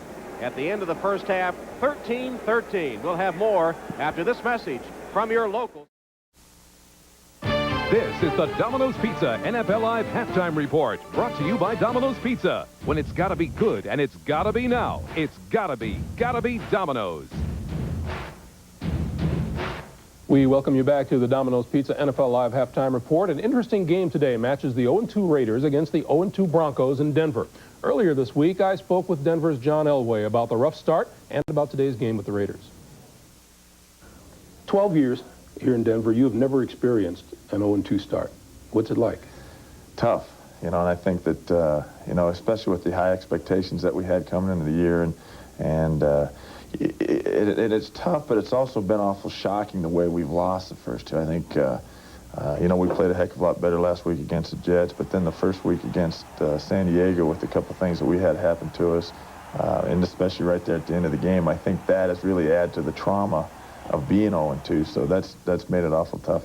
What do you attribute it to? Bad luck, new receivers, bad judgment? Well, I think one was bad judgment, and, you know, then the ball always leaves my hands, so, I mean, I'm going to be responsible for those things. And, you know, there's certain things in the game of football where you don't see guys, and different things happen to where, you know, I'm still responsible for them. You know, the Jets against, when he ran it back, Mo ran it back for the touchdown, I didn't see him, you know, and that's just one of those things. But you have a tendency when some bad things start happening to you that you go, oh boy, here we go again. And you know, I think that a positive outlook can get rid of those negative things. That if we continue to accentuate the positive and go out and have some fun and relax a little bit and play to our capabilities, and all of a sudden those bad things turn into good things and it gets you over the hump. So, you know, I think we'll continue to work on that. So now the Raiders come to town. And is it too early in the season to talk about this being a real important game? I think it's a cop-out if you don't. We've got the guys and the character on this football team that wants to win as bad as anybody in the league, but I also think we can inhibit what we do if we sit there and continue to hammer ourselves and get ourselves down and say what a big game, and say that, you know, if it doesn't work out against the Raiders and we're 0-3, we don't want to say, well, we made that last game our season. Yeah, it's a big game, but it's also a balancing act to realize that, you know, we can't put too much pressure on ourselves to where we don't go out and compete. This is an Al Davis quote. The Broncos can't beat us on or off the field. You know, it's kind of funny, and I've never met Al Davis, and, you know, I think that the one reason why I always had a lot of respect for Al Davis is because he made a big run to get me out of college. You know, and I mean, 2 hours before the draft, they said you're going to be a Raider, and then it ends up not going through. So all I can say is I'd love to have Al Davis come out and play middle linebacker if he wants to get out there, but it's awful easy to talk that stuff from the press box. But if it's a guy that's on the field, then maybe you respect it. But a guy sitting in the box, you just let it run off your back. You know, if John thinks an 0-2 start in Denver is tough, he doesn't want to see 0-3. That's right. But the Raiders, Mike, are supposed to be contenders, Super Bowl contenders this year, and they're being blown away. They aren't nearly the team that everyone has them touted. Well, you know, there's a lot of reasons for that, but let me point out a couple. First of all, the first two games, Greg, they've given up over 60 points with their defense. They play a lot of man-to-man pressure defense, and that's fine if you can play the defense and cover the receiver and get a pass rush. They're not getting the pass rush. They expected to get one, but they're not getting it. On offense, Hostetler has great tools at the receiving position. His offensive line is not giving him a lot of time to throw the ball, and he doesn't have a running game. That's why they're getting beat. All right, Mike. Our Domino's Pizza NFL Live halftime activities will continue.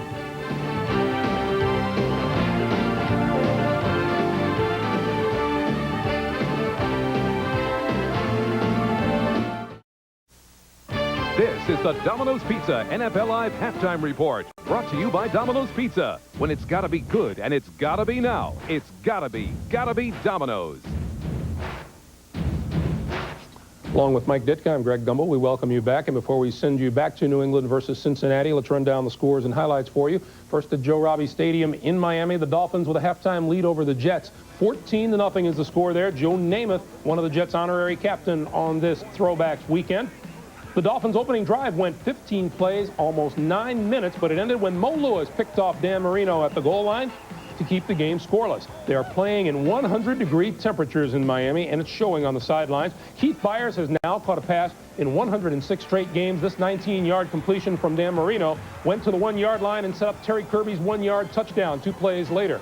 It was 7-0 Miami, and then just before halftime, Marino to Byers again. This time 11 yards in the touchdown. The Dolphins' lead at halftime is 14-0. The Dolphins are dominating this game in total yards and in time of possession. Well, especially in time of possession, but I think that where they're really dominating is they're dominating on defense. Their defense is doing an outstanding job. And that's a credit to their coaching staff because they have a lot of guys hurt on defense. The other guy that plays good week in and week out for us is Keith Byers. Keith Byers, he's probably one of the most valuable assets they traded for in the history of that organization. All right, Mike, at Soldier Field in Chicago, the Bears and the Minnesota Vikings have gone to the third quarter now. Fuad Reveiz has just kicked his second field goal of the game, and the Vikes lead the Bears 13-0. Earlier in that game, Terry Allen, a 12-yard touchdown run for Minnesota. In Houston, the Oilers making the Buffalo Bills look ugly. 3 Steve Christie field goals is all the Bills have managed today, but the Bills have held the Oilers off the scoreboard, and they lead Houston 9-0 in the third. In Philadelphia, the Eagles trailing the Green Bay Packers 7-3 at halftime. Brett Favre to Reggie Cobb for 37 yards, the game's only touchdown so far in that game. In Pittsburgh, the Steelers have come back from a 14-0 deficit to lead Indianapolis 17-14. Ted Marchibroda of the Colts looking on, and boy, did he get some big plays. The opening kickoff, Ronald Humphrey up the middle to the left and won't stop. He goes 95 yards for the touchdown. Indy's first kickoff return for a touchdown since Clarence Verdun did it in 1991. Neil O'Donnell hit by Tony Bennett here. Quentin Coriat says, thank you oh so much. 78 yards for the touchdown. 2 big plays have the Colts on top, 14-0. But the Steelers hung in, and here's the comeback. O'Donnell on the rollout. His tight end, Eric Green, along the back of the end zone, 27 yards in the touchdown. That cuts Indianapolis' lead in half to 14-7. And then Barry Foster around the right side for 29 yards and a touchdown. 100 yards on 16 carries in the first half for Barry Foster. It is a big lead, or it's a lead for now the Steelers 17-14, and Barry Foster with 104 yards in the first half to just 29 for Marshall Faulk. And one of the things that you notice in this game right off the bat, the Colts with just 6 yards passing in the first half, 47 total yards. The offense isn't clicking the way it should. Well, they've been totally dominated. I tell you, the one thing that's good for me to see is Barry Foster running that way again. You know, I had a lot of doubts about Foster getting the last season. I thought maybe he wasn't hurt as bad as he was. But evidently he was hurt. And when he's well, he proved that he can run the football with anybody in the league. All right, Mike, in Cleveland, the Cardinals and the Browns have gone to the third quarter, and the Browns lead the Cardinals by a score of 3-0. Buddy Ball has fizzled so far in Cleveland today. McMahon, 10 of 20 for 83 yards in the first half. A Matt Stover field goal from 33 yards out, the only score of the day for Cleveland. In Cincinnati, the Patriots and the Bengals are tied at 13. The game that you are watching, what do you think about this game? I know you're amazed by Drew Bledsoe and his ability. Well, Drew Bledsoe is one heck of a football player. I'll tell you the thing that amazes me the most. I'll make a comment on Cincinnati. I think they're playing better. They're playing much harder, much more aggressive, and looks like much smarter football. They're getting better. Whether they're good enough to win the game today, I don't know. But they are playing with much more intensity. Both these teams 0-2 and looking for win number 1 on the year today. And in Tampa, the New Orleans Saints are leading the Bucs by a score of 9-7. They've gone to the third quarter in that game in Tampa. 9-7 is the second half, right after this message from the National Football League.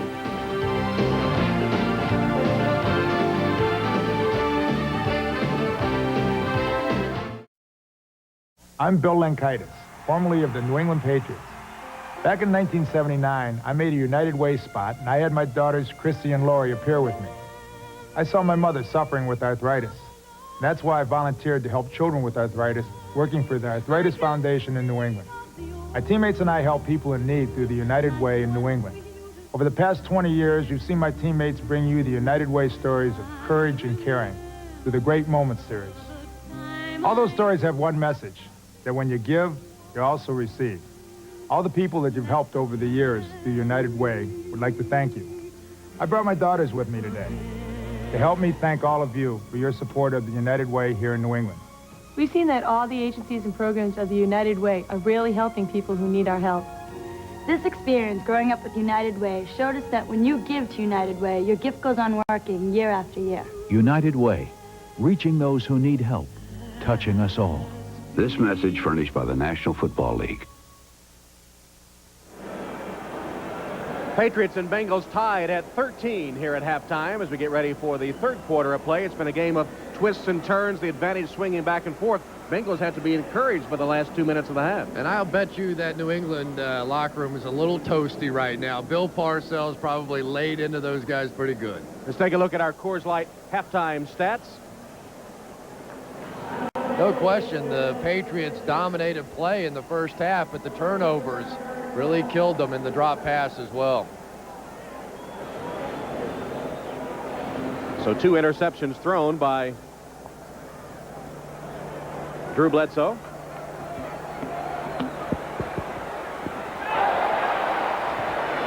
Darnay Scott with the return of the kick. And, of course, the crucial play at the end of the half for New England was Ray Crittenden open. Bledsoe had the ball right there, and this would have been a touchdown. Great move right by Mike Brim. It's not an easy catch by any means, but certainly one that you would expect an NFL receiver to make. And Parcells never one to hide his emotions. He expected him to make it. And so we're tied at 13 as the Bengals have the first play of the third quarter from their own 33.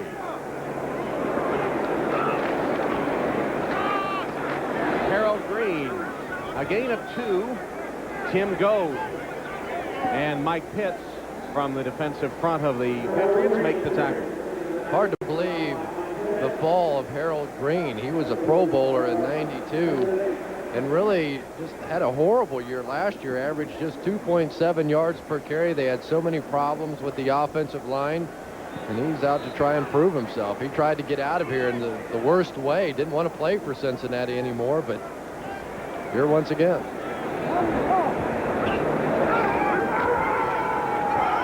Two fakes by Klingler, pumped once, and this sack back at the 25-yard line by Mike Pitts.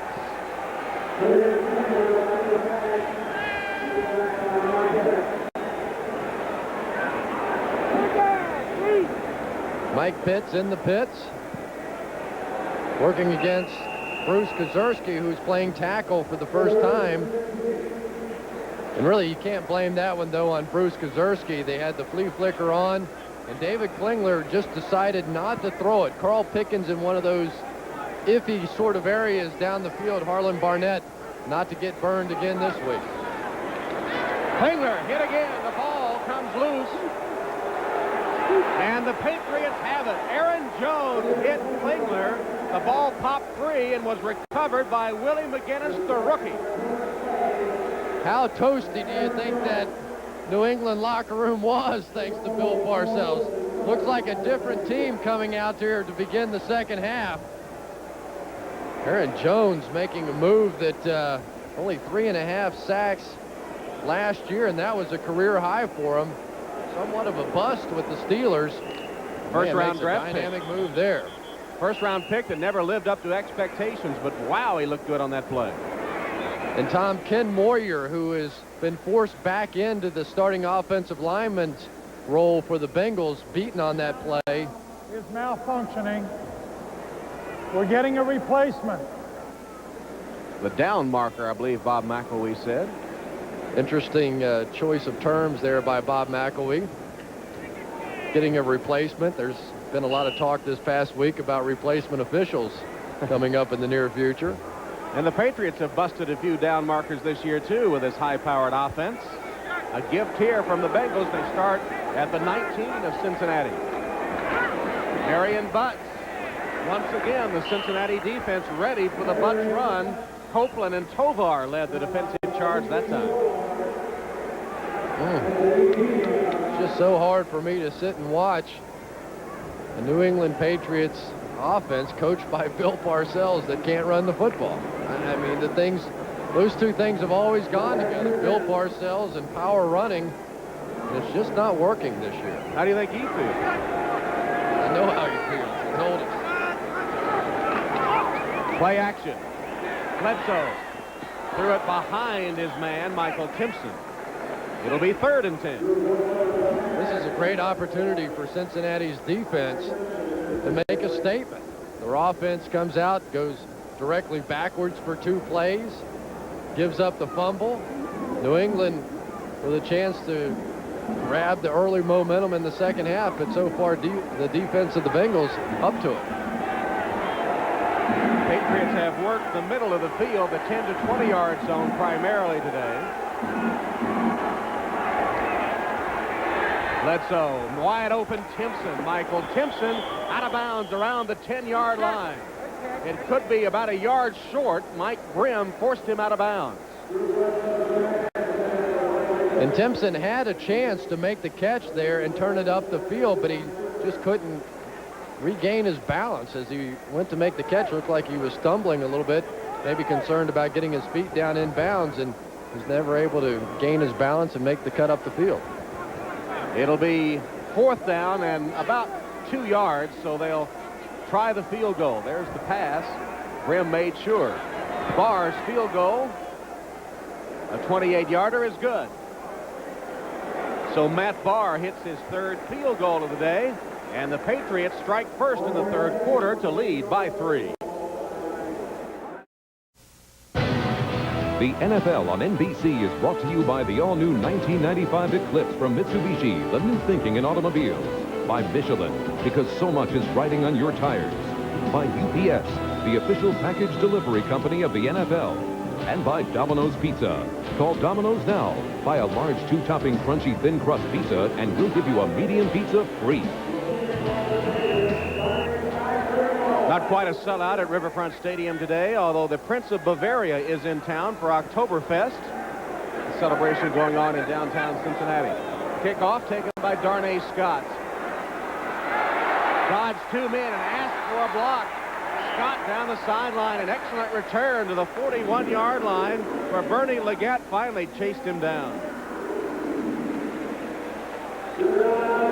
David Klingler put together that beautiful drive just before the half. He's used to those numbers, believe me. He was sacked 58 times in his first 18 games, so playing the role of punching bag is nothing uncommon. You can see that David Klingler continues to work the ball underneath. This is an offense that has not had any success at all this season throwing down the field. First down pass. Klingler throws short, completes it to tight end Tony McGee, who rides the defender for another few yards and is close to a first down. Myron Guyton was trying to bring him down like a bulldogger and having not much luck. Myron Guyton played at Eastern Kentucky, not far from here.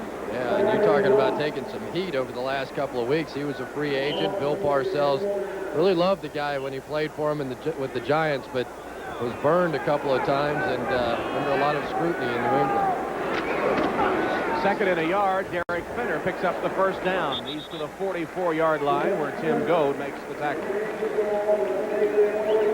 But Myron Guyton lets everyone know that Bill Parcells was the only reason that he left the New York Giants. He was very comfortable playing there, had established a great reputation, but just wanted to come and play for Bill Parcells. And I'm sure you heard a few of those famous Bill Parcells comments in the films the past couple of weeks.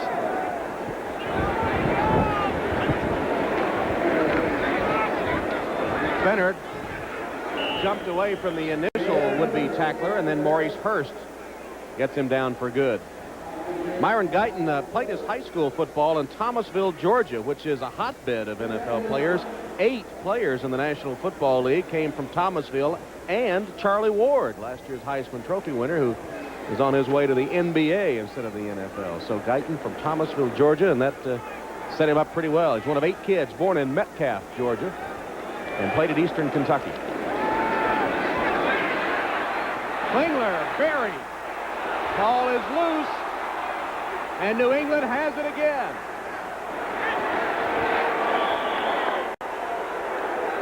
Mike Pitts coming up with the football.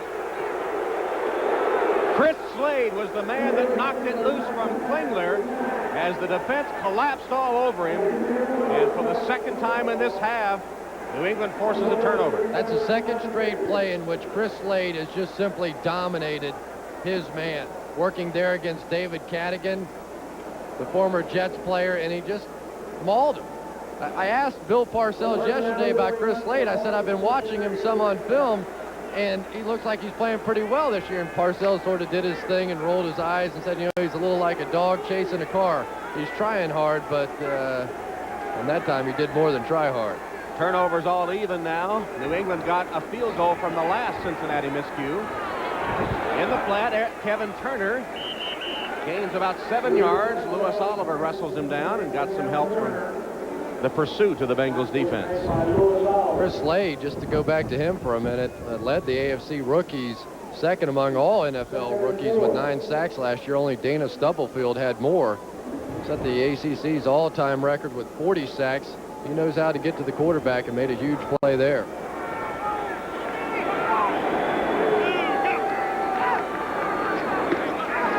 Leroy Thompson, the resident of Cincinnati, takes it down to the 25-yard line and has a New England first down. And how frustrating it must be for this Bengals defense. The offense goes out, ties up the ball game at the end of the half, and then comes out in the second half, 2 straight turnovers, and really putting too much pressure on this defense that has struggled already this year. Just under the 10-minute mark, third quarter, New England up 16-13. Play action pass, Bledsoe overshoots Thompson on the sideline. Doug Skeen may have saved Drew Bledsoe's life that time. Alfred Williams coming from his outside defensive end position, and Skeen on the molly, as they call that protection, in which the guard will check the inside linebacker. If not there, he has to hustle to get the outside guy, and got there just in time to save his quarterback's neck.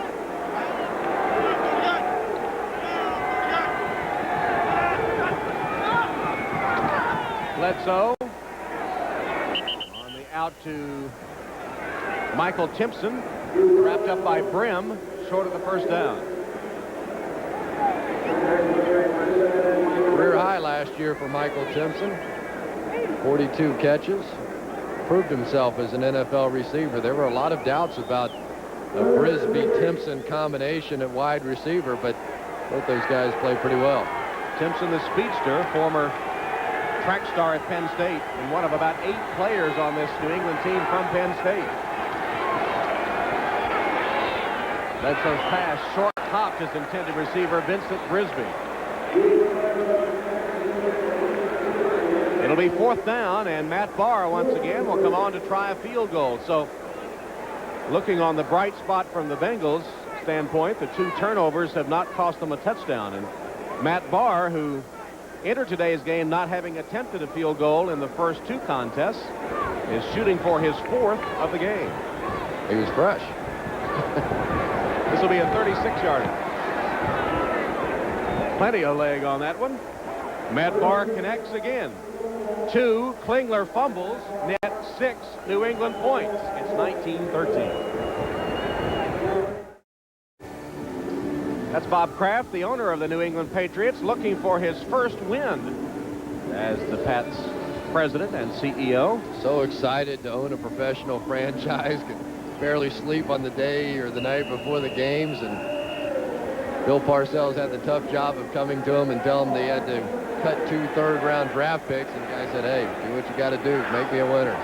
Darnay Scott from the 3. Hit hard and a flag down. Darnay Scott blasted at about the 24-yard line. Tough hit that time made by Corey Kroom of New England.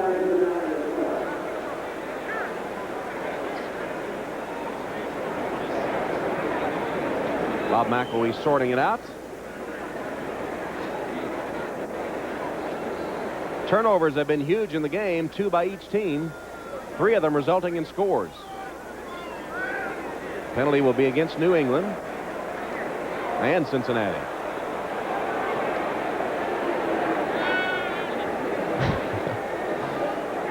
Get the abacus out now.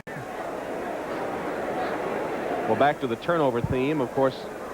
Personal foul, face mask foul, 26 defense, holding on the return team number 51.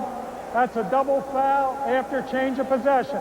By rule, the receivers take the football, 1st and 10 at the end of the play.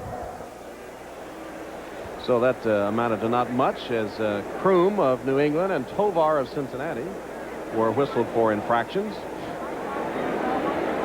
So 2 Cincinnati turnovers have resulted in 2 New England field goals. And remember, the Bengals, after an interception of Bledsoe in the first quarter, got a 38-yard touchdown run from Steve Broussard after the turnovers. So turnovers have been very important in this game. I wonder if the Bengals would get back into that 2-minute offense. That's when they look the best.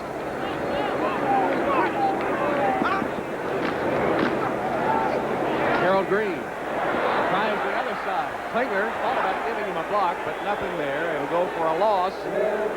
Back to the 20-yard line. Ricky Reynolds cut off the corner and then tracked down Harold Green. He didn't think about blocking for long, though, did he? I thought Harold Green was going to punt it when I first saw it. There you go. Run on out here, and yeah, let's go ahead and try the old circle back thing. It worked in high school one time. Klingler said, well, he did the Matador act at the end of it. That pass, dangerous, intended for Pickens, as Maurice Hurst broke on the football and had a chance to pick it off. As it was, it goes incomplete.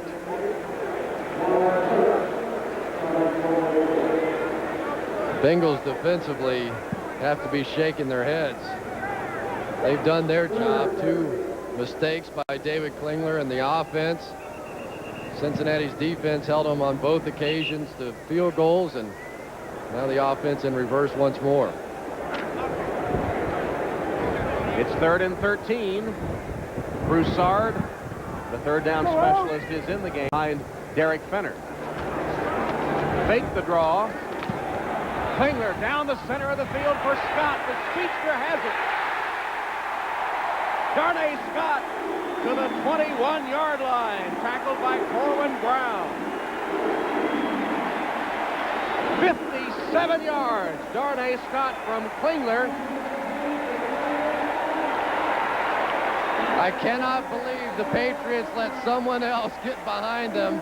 Corwin Brown just fried on the play. Darnay Scott, such tremendous speed, was given his first start of his career today for that very reason, to create a little vertical stretch on the defense. And another big play that Parcells did not want to see against his defense. Derek Fenner totes it for 4 yards to the 20. Last week it was Myron Guyton burned, and now this time just simply outrun.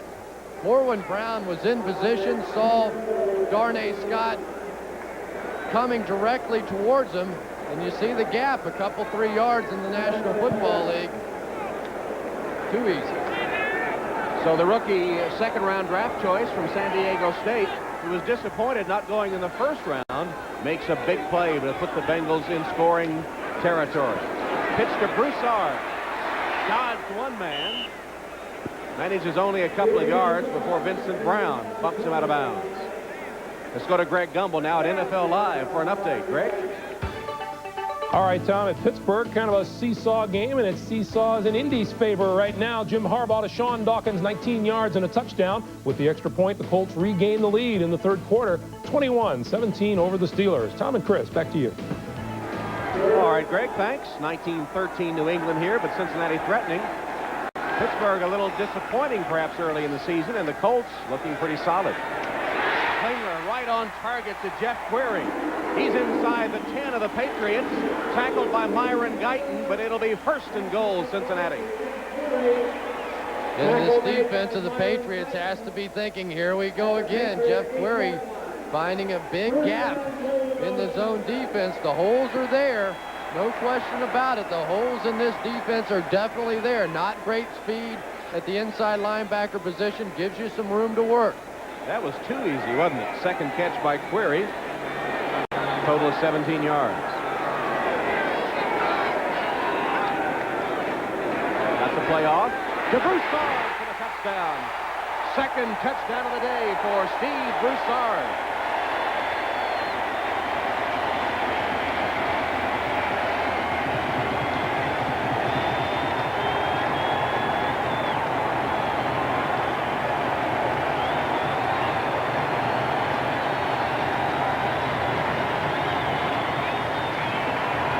Tom, you have to go back to the blown opportunities from the Patriots. Crittenden drops the touchdown pass just before the half. They get 2 early turnovers in the second half. Don't take advantage of it. And now here are the Bengals about to take the lead. Doug Pelfrey missed an extra point earlier, but boots it through to put Cincinnati up by 1. Second touchdown run of the day by Steve Broussard, and Cincinnati leads 20-19. Bengals by by 1. Steve Broussard may have been the most important offseason acquisition by Cincinnati. In this game, 3 carries, 51 yards, 2 touchdowns. Gives them speed in the backfield that they have not had since James Brooks. 79-yard scoring drive by Cincinnati, and then Lee Johnson buries the kick. Blair Thomas will down it in the end zone. That's something you rarely see these days. Lee Johnson jacked up as well.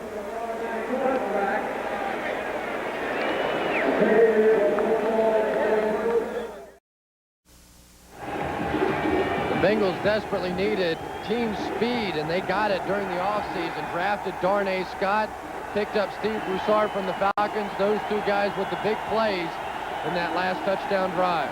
79-yard touchdown drive by Cincinnati to take the lead. And the crowd reappears for Cincinnati. Drew Bledsoe has passed for 231 yards today, but has thrown 2 interceptions and has not tossed a touchdown pass.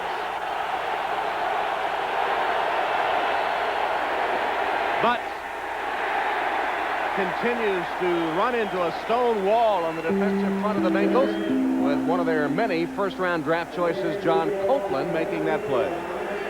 And now the Patriots have their hands full. Plenty of opportunities to put this Bengals team away. Remember, this is a team that started 0-10 a year ago. Start 0-2 here, and the crowd desperate for a win.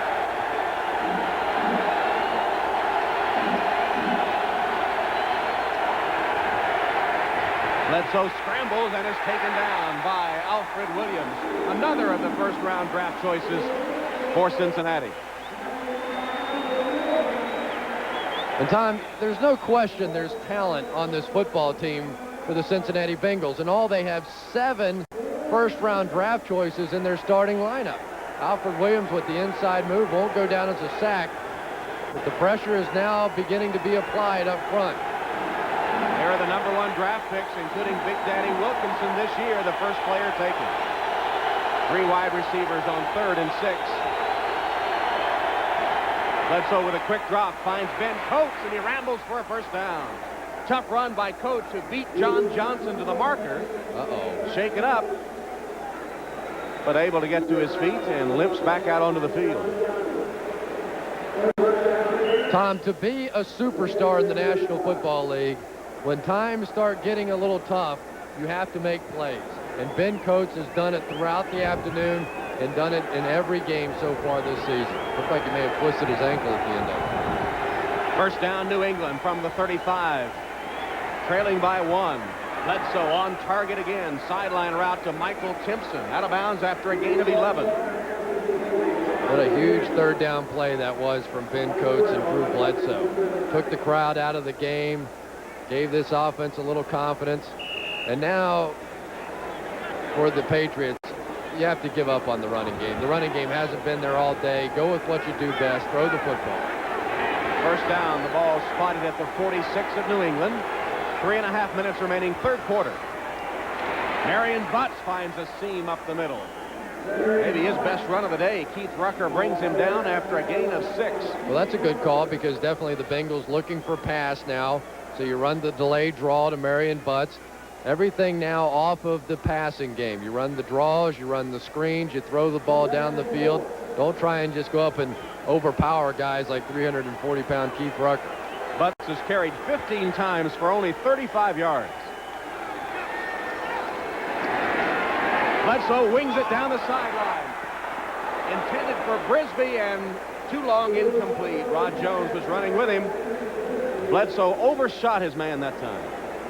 Not going to outrun Rod Jones. If you remember, Rod Jones was the one that incredibly ran down Bo Jackson on about a 94-yard play. Almost made the Olympic team. Won an NCAA track title in the 400 meters, so plenty of speed in number 25. Missed by only 2/100ths of making the Olympic team at 400 meters during his days at SMU.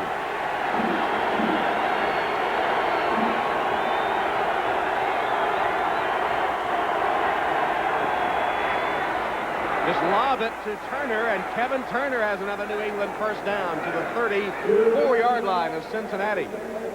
Rocked by Lewis Oliver, but another first down. Pardon me, Tom. There was the tight end fullback passing game that Bill Parcells has perfected over the years. They love to get it in there to the tight end. If you want to take away the tight end, Ben Coates here, then you play to the fullback. That time Coates covered, dump it off, nobody there for the fullback, Kevin Turner. Play action pass, Bledsoe. Put some air under it. Timpson for the touchdown. Great catch by Michael Timpson in traffic. Grimm and Oliver had double coverage. It goes for a 35-yard score. Wow. An absolutely perfect throw, and watch this catch. In traffic, bending back over his outside shoulder, taking a shot. That's big time. Michael Timpson has been the man, the big play man for the Patriots today, and they're going to line up to go for a 2-point conversion, leading by 5. Going to try to make it a 7-point game.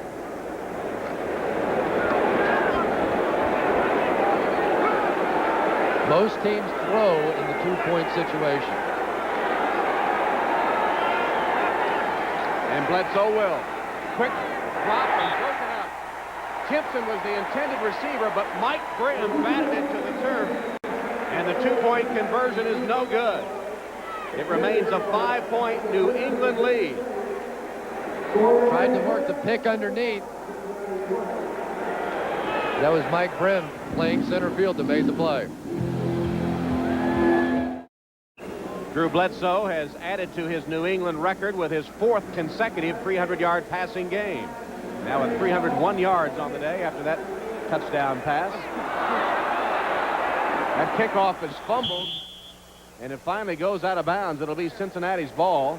Eric Shaw couldn't handle it, number 90. Goes out of bounds. Well, Klingler wanted to be included among the young guns in the NFL. Drew Bledsoe has earned that distinction, and 13 of 18. He hasn't gotten the attempts Bledsoe has, but holding his own on percentage and has not tossed an interception, though he has fumbled twice. And Tom, David Klingler has not been the problem for the Bengals so far this season. He has played fairly well. Well, the Bengals go 79 yards. The Patriots answer with an 80-yard drive. It's Cincy's turn. 2 minutes left in the third quarter. First down run by Derek Fenner. It's like two mirror images now. Neither team can get the run going. The passing attacks are clicking, and neither can stop the other the last few times. It's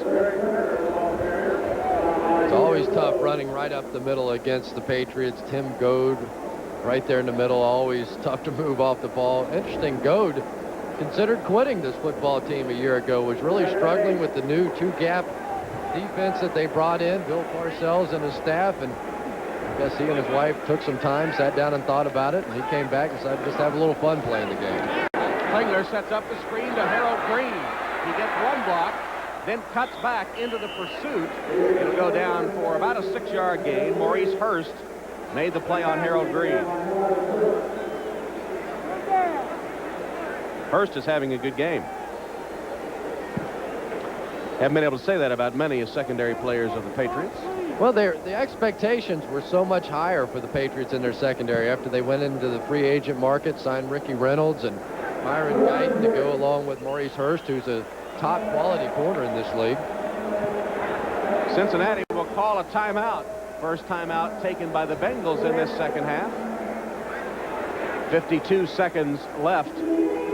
Well, next week, next Saturday, we'll have a chance to see the legend again. Joe Montana, Rick Meyer will be moving over once again to make room for young Ron Paulus. Oh, boy. As the Irish pulled out a 1-point win in East Lansing against Michigan State yesterday, as Paulus struggled. What do you have, 4 interceptions? Was that what it was, Chris?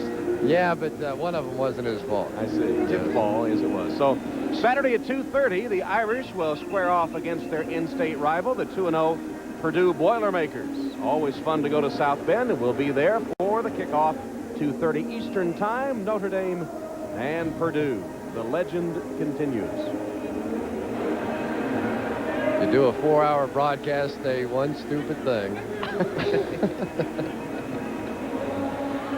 Now number 22 Former Golden Domer, Rod Smith. Right.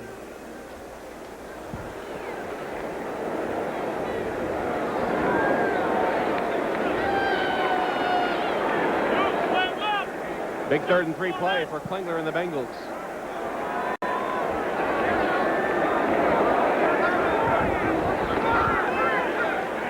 The rush all over Klingler. He's buried once again. Troy Barnett just took the offensive lineman back with him. Sabb was there too, but I'm telling you, Troy Barnett, the rookie free agent from North Carolina, just bulldozed his way to Klingler. Just a straight bull rush, and look like Ken Moyer, they're working against number 73. No question, he is the weak link in this Bengals offensive line, and the loss of those tackles now beginning to show up for Cincinnati. That was the 6th, count them, 6th sack of the day for the Patriots in 3 quarters. Crittenden takes the Johnson punt, tries to get away and cannot. He's taken down at the 38-yard line. First contact made by David Frisch of Cincinnati. 19 seconds left, 3rd quarter. Patriots take over, leading 25-20. Well, here's what we have coming for you tonight on NBC. A triple header filled with mystery and action. Bermuda Triangle, secrets revealed. Unsolved mysteries special on UFOs. And then the 2-hour season premiere of Sequest. That's all coming up tonight, starting at 7 o'clock Eastern Time, 6 o'clock Central Time here on NBC. The Bermuda Triangle, secrets revealed, then Unsolved mysteries special, and the 2-hour Sequest season premiere. Maybe get Sequest to resolve those unsolved mysteries of the Bermuda Triangle. Get them all working together, huh? Bledsoe to Coates. Clicks once again to the 45 of Cincinnati, and a first down. Ricardo McDonald made the tackle after 15 yards. Ricardo McDonald just beating up on Ben Coates, holding him, grabbing him, doing everything he can, and they still get it in. That'll bring the 3rd quarter to a close. We end the 3rd quarter with the Patriots leading the Bengals 25-20. This telecast is presented by authority of the National Football League and is intended for the private use of our audience. Any rebroadcast or other use of this telecast without the express written consent of the NFL is prohibited. This one has gone back and forth all day. 25-20, New England leading. The series also is close. 8-7, New England leading it. As Bledsoe goes downfield, intended for Timpson, who can't quite run under it. The Patriots in their throwback uniforms today. Their 1963 version of the Patriot uniform. That was when they won their first divisional championship. In fact, they won a tiebreaker game with Buffalo in the old AFL, then lost to San Diego in the AFL championship game. Injured player is Ty Parton of the Bengals. Back in '63, who do you think the Patriots MVP was? You? No. I was just a lad then. It was the sweet Kentucky Babe, Vito Babe Pirelli. Yes.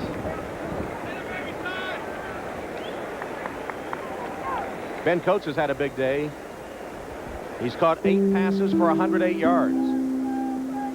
But again, the story for the Bengals defensive line, no sacks in the ball game. This will be their 3rd straight game unless they get one here in the 4th quarter. And if you give Drew Bledsoe that much time, he will eventually find Ben Coates.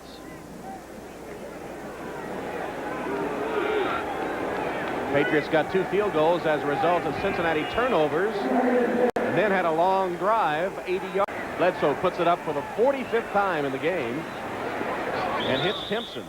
Mike Brim wraps him up. Timpson has been busy today, too. They're going to have to decompress Bill Parcells at the end of this season if they keep throwing the ball as often as they have the first 3 games. Of course, you know, Don Shula was known as a running coach until number 13 showed up in Miami, so I don't know. Can Bill Parcells make the conversion as well?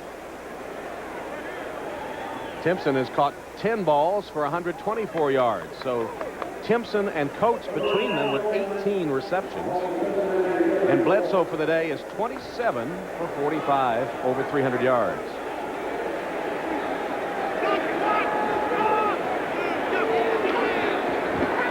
Butts draws a crowd. Carrying tacklers inside the 30. Tim Crumry, the veteran, at the bottom of the stack. And Crumry in his 12th year now, a gray beard as far as his position. And he's not happy, huh? No, he's not. And he openly admits that he sort of stalks the sideline, splitting time now with Keith Rucker. But he's one guy that looks good in those throwback uniforms. He looks like a guy that would have played in the 40s and 50s. Plays like it, too. Butts tries the other side with success. He's to the 20-yard line. Steve Tovar made a saving tackle on Marion Butts. And the running game starting to click a little bit after all the passing earlier. How'd you like to play free safety and watch this coming at you?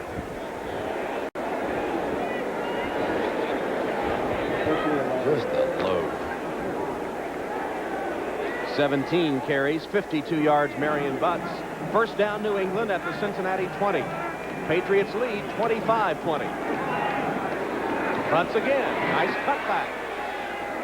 Blasts his way to the 15, where he runs into Williams and Oliver. Stopped by Darrell Williams and Louis Oliver. Louis Oliver and Marion Butts have been going at it all day. Nice, nifty move. Well, you don't expect any big 240-pound backs to make that kind of a move, and Louis Oliver is getting sick of Marion Butts. Usually those guys are straight-ahead runners, aren't they? Pete Johnson, the old Bengal. Yeah, he used to run straight into me. Should have gotten a block.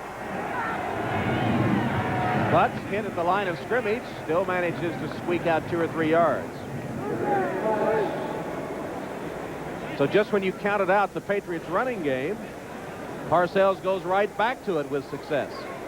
Well, the Bengals had to make some adjustments to try and do something against Drew Bledsoe in the passing attack, and now Bill Parcells and Ray Perkins, the offensive coordinator, throwing a bit of a change up, and this sort of resembles the game they had last week when they got the running game going in the second half. 3rd and 3 from the 13. Bledsoe to the air. Floats it complete. Turner out of the backfield. There's a marker down. Turner is to the 1. Mike Brim kept him from getting into the end zone. There is a penalty marker on the play, and Turner looks like he's slow getting up. Bledsoe all disheveled after he had dodged the rush. Number 29, defense. That penalty is declined. First down. So Louis Oliver, guilty of the hold. The 12-yard pass to Turner will stand. Tight end fullback game again. Ben Coates being held by Louis Oliver. They come on the blitz. Instead of blocking on the outside, Turner just releases. Nobody there to cover. And Turner is still down on the turf. Couldn't really tell by the replay what might have happened to him.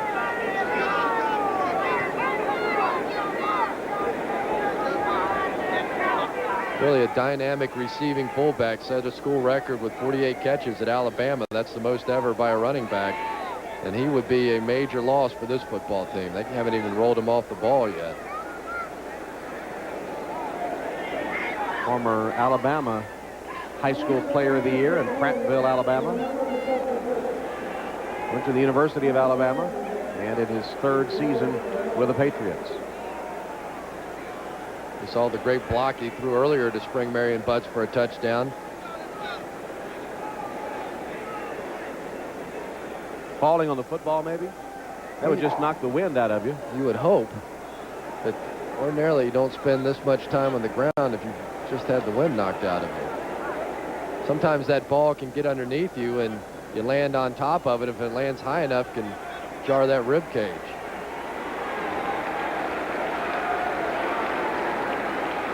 Hard to tell. Obviously, didn't hurt his legs, but you just don't know how serious the blow was to his ribs.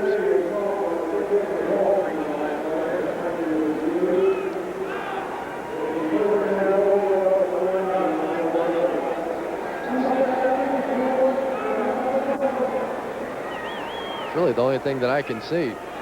It's like he just landed on the ball. But a big play. Remember, that was 3rd and 3, and now 1st and goal at the 1. 1st and goal at the 1-yard line. Bernie Leggett, second-year free agent from Michigan, replaces Turner at the fullback spot.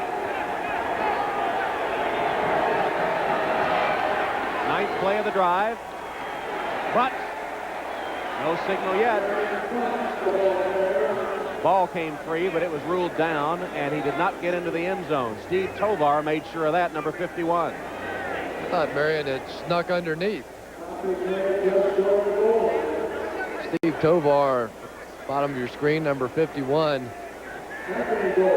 flying through the air, overshoots Marion Butts. A good call by the officials. The helmet may have gotten across, but the ball did not. Two tight ends, Coates and Burke.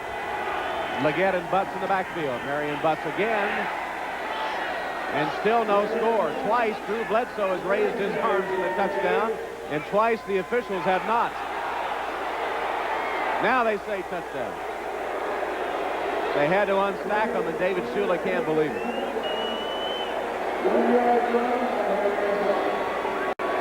Good job of officiating. No question the line judge was blocked on the play. Marion Butts wasn't going anywhere at the bottom of that pile. Here's where the line judge stands on this side. Absolutely no way for him to know if Marion Butts got over. Goes in, takes a closer look, and if anything, the Bengals were pushing him back. Going for two. Bledsoe's pass incomplete. Second two-point conversion that's gone awry for the Patriots. Ben Coates, the intended receiver. Louis Oliver broke it up. It's 31-20 New England.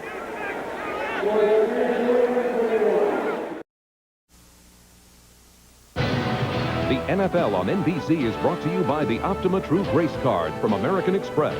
By your gas industry. Clean, economical, natural gas. Think what you'll save. By Compact, makers of the Contura Aero. So light and portable you'll never be tempted to leave it behind. And by Coors Light, the silver bullet. Keep on moving. New England Patriots closing in on their average of 35 points a game, leading 31-20. Pat O'Neill's kick to Darnay Scott at the 5. Scott is dropped at about the 28 by Marty Moore, the rookie linebacker playing on special teams. Tom, I really think that David Klingler has to get the football back in the hands of his two game breakers, Steve Broussard and Darnay Scott.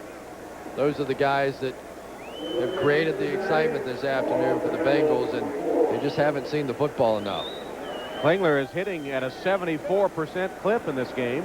14 for 19, 170 yards and a touchdown. Trouble is, the Patriots have scored on all 4 possessions in the second half. Play action. Klingler down the field. He had Query 5 yards behind the defender. Ricky Reynolds was burned by Query, and Klingler absolutely missed him. Penalty marker down. Probably the biggest problem that David Klingler had a year ago was throwing the deep ball. Consistently. Contact, number 21, defense. 5 yards, previous spot, first down automatic. Ricky Reynolds was absolutely fried on the play, and he knew it. Tried to do anything to slow down Jeff Query and probably threw off the timing of the route. That's about as open as you'll see a wide receiver in the National Football League, and badly thrown by David Klingler.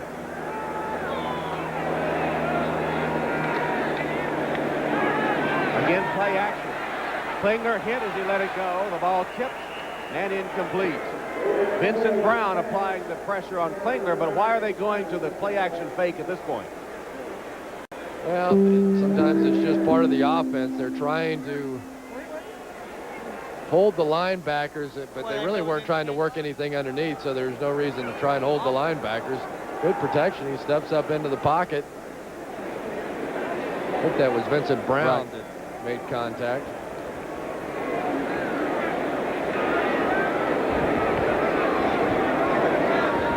Harold Green stumbling, tumbling, and down. Troy Barnett made sure. And the crowd giving the Bengals what for now. I feel like it's time to start putting the ball up. Steve Broussard back in the ball game now, and he's their third down back. He's been the big play man for the Bengals today. 2 touchdowns. Tell you what, Troy Barnett hasn't been too bad today either.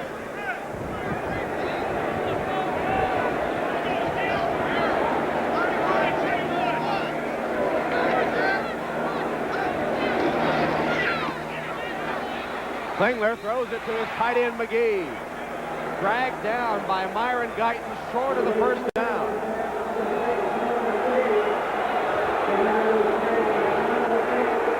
And the punt team greeted by boos as David Shula eschews the 4th down and 2 and will punt it away. I agree with the decision, but when you turn it back over to this offense, they have been so incredible through these first 3 games. Chances not good that you get it back in a hurry. 9:14 left in the game and counting. Patriots by 11. Good boot by Lee Johnson. Chases Crittenden back on a fair catch to the 14-yard line. So Johnson packs the Patriots up. Trouble is, Cincinnati still trails by 11 with just over 9 minutes left. The NFL on NBC is brought to you by Domino's Pizza. Call Domino's now. Buy a large 2-topping crunchy thin crust pizza and we'll give you a medium pizza free. With producer David Michaels and director Larry Cavallina, Tom Hammond, Cris Collinsworth, Riverfront Stadium in Cincinnati. 9:02 on the clock. Drew Bledsoe with the football, leading by 11. He's passed for 339 yards today.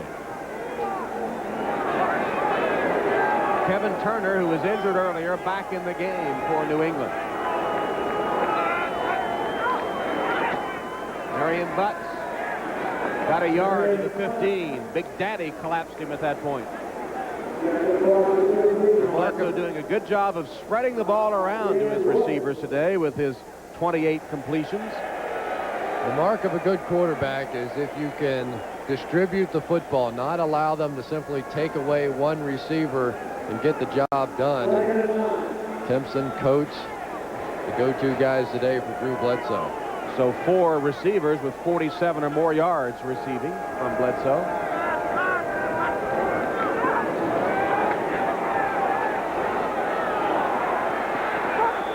Incomplete, intended for Michael Timpson. Mike Brim was there with him. Good coverage. Tom, one of the things that Bill Parcells does so effectively when he runs a football team is cuts down on the number of mistakes. Last year, the Patriots went from allowing 65 sacks the year before down to 23. They also had the fewest penalties in the league a year ago. So far in this one, no sacks and only 14 yards on 3 penalties. This would be the time as you see Bledsoe's total. Again, over 300. That's the Patriot record. Time when he'd like to work the clock with a long ground drive. Instead, they have to go to the air, but it works just as well. There's Ben Coates again. In traffic, he makes the catch to the 30 and 31-yard line. Francis and Johnson were all over him, and it goes for 17 yards. And James Francis cannot believe it. James Francis pounding Ben Coates off the line, running with it. Perfect coverage all over him, standing in front, has his hand in front, get the arm in between, and he still picks up the first down.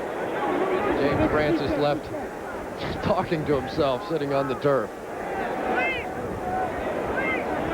From tiny Livingstone College, Ben Coates, first down New England, pitches to Butts, and a nice cut after a block on the corner, then is thrown down by Francis.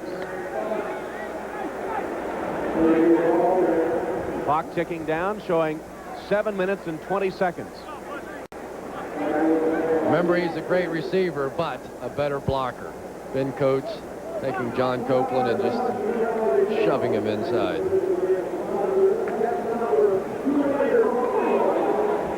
Good block there by the pulling Doug Skeen.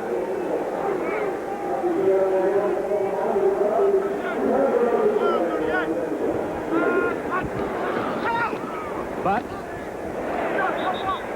Patriots have only amassed 78 rushing yards today. Butts has not been able to get untracked. Steve Tovar made the tackle for no gain there. Steve Tovar is a linebacker that Bill Parcells would like having have playing on his football team. Tovar is the reason, basically, that the Bengals went from a 34 to a 43 defense this year. Take a look at Ray Perkins. Another big third down call for the Patriots. They do not want to turn the football back over to the Bengals offense. 3rd and 2. Approaching the 6-minute mark. And New England up 31-20.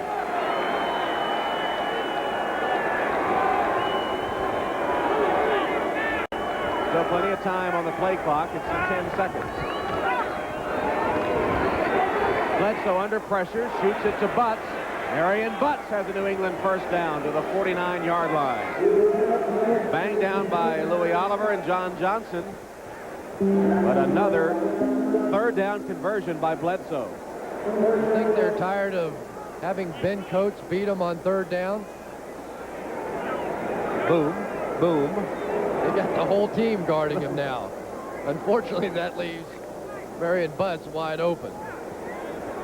Tough to beat that quadruple coverage.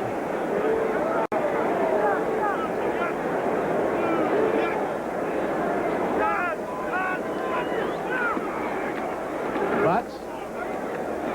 A yard or 2. Steve Tovar. Patriots still looking to pound the ball and put the Bengals away, coming to the 5-minute mark. Getting close to the point in the game now where if the Bengals are going to have a chance, they have to stop them. Need 2 scores, 11 points. Touchdown, 2-point conversion, and a field goal gets David Shula into overtime. Or else he's staring at 0-3, and the team will begin to snipe at Easton. The fans already not filling the stadium in the 3rd game of the campaign, and things beginning to unravel. Might have been a mix-up on the play that time. Bledsoe kept it and got back to the line of scrimmage where he's covered by Rucker and Williams. And this Bengal crowd no longer a believer. They're starting to file out. Timeout taken by Cincinnati, stopping the clock at 4:23. New England leads 31-20. A pensive Mike Brown of the Bengals. That's what it feels like to own an 0-3 and 3 straight years of losing. Here on Throwbacks weekend, there was a rumor going around he was trying to throw back salaries to the 68 date as well. Well, still $5 million under the cap. He's done a pretty good job of it. Bledsoe got away from the rush. Threw it for Crittenden down the sideline with Alfred Williams bearing down on him, and big Alfred, John Copeland was there too, made a swipe at the football in Bledsoe's hand. Couldn't get it away from him, but did cause the pass play to go awry. Meanwhile, Bob Kraft is getting ready to celebrate his first victory as an NFL owner. May just fly home without the plane. So into it, so enthusiastic. What about those tips he was giving Matt Barr before the game? Barr's perfect today. 4 for 4 field goals. Must have helped. O'Neal will punt to Corey Sawyer. Is this the first New England punt? First one I can remember. Sawyer, fair catch. Backpedaling into the end zone. Wait a minute. Is that a safety? Still no ruling. No, they say down at the 1-foot line. Corey Sawyer's looking for a place to hide at the moment. And Dave Shula will have a few suggestions for him.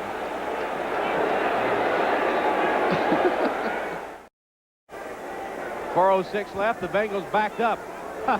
Backed up.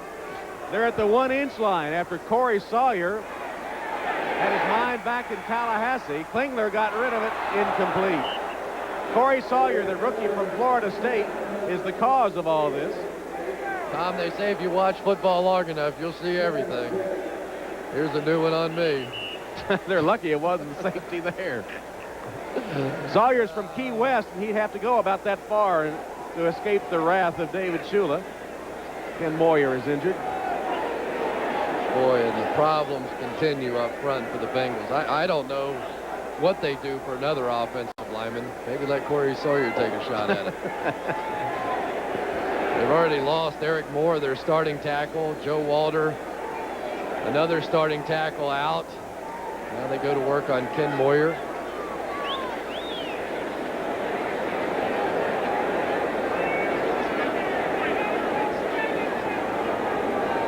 as they tend to Moyer's knee.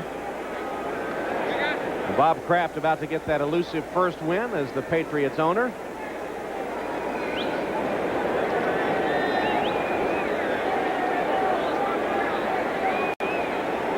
He really saved this franchise, kept them from moving, going out of town, stepped up, put the money up.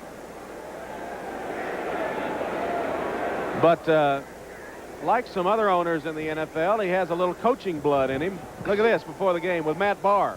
This set the tone for the day, and keep in mind, Barr is perfect today. He said, now, Matt, make sure you get that plant foot down and then swing those hips through there. And look at Steve Diassi. He knows where his bread's buttered.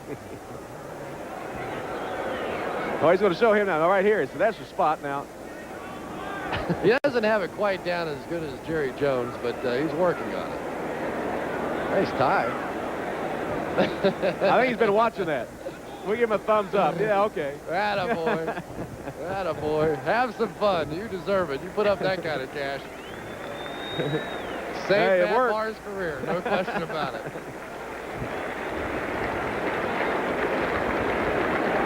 Now Ken Moyer working his way off the field. Ken Moyer is one of the really terrific people in the game of football. Wants to be a minister when his playing days are over. Said, even though I have such a strong Christian belief, I have no problem trying to drive a guy right into the dirt, but just a super person, really a nice guy. He's replaced by Dan Jones at the right guard spot.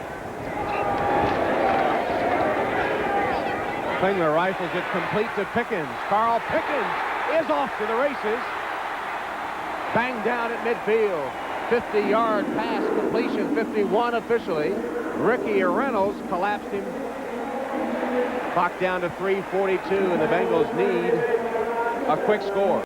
Hard to overthrow Carl Pickens, a 7-foot high jumper, and he went up and just snagged that one.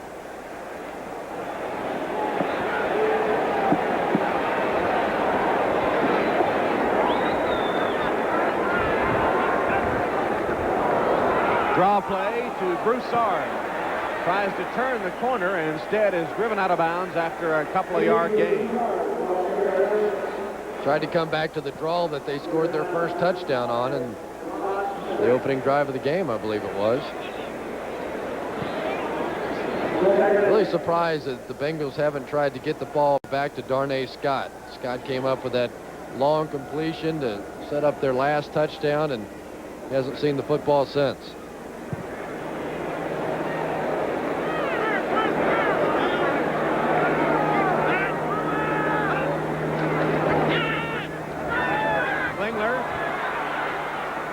Dropped. Scott, the intended receiver, they came back to him, and he dropped what should have been a reception. That was a great throw there by David Klingler. Klingler absolutely running for his life, off balance, and somehow got those shoulders turned and was able to find Darnay Scott. This is the ball you need to lay out to catch. At that point, you don't worry about turning it up the field there. The completion much more important. Klingler's hit 16 of 28, 228 yards. Once again, he's wrestled down for the 7th sack. There is a penalty marker down. They might have gotten him with a face mask. Mike Jones was the man all over Klingler. McGinnis was back there too. Klingler's angry. Look at him. He's going to take somebody on. 15-yard face mask foul. 53 defense. 15 yards, automatic first down. Called it on Chris Slade. The better of the two blitzing outside linebackers. Always a dangerous. I don't think that was on Chris Slade at all. Wow. Wow. Kenny Anderson got one of those one time, and it put him out of commission for the better part of a year. This is so dangerous when you get a guy that big and that strong grabbing the face mask the way that Mike Jones did. David Klingler's lucky he's still in one piece. 300 pounds behind that grab of the face mask. 41-yard line, the spot of the football. 3 minutes left. Klingler off the back foot finds his receiver McGee, the tight end. Just a short gain, though. Myron Guyton made sure he didn't get away. Great job there by Myron Guyton. They came with the all-out blitz. Klingler had it red, and Guyton made a huge tackle. There was no one else in sight. You see the time left?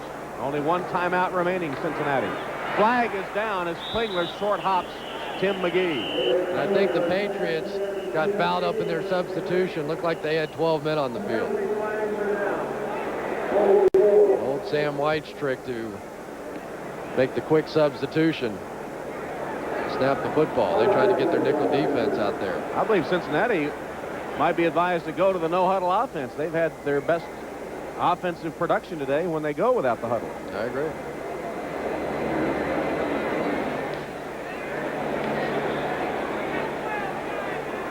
It's like a hat convention out there, offsetting penalties.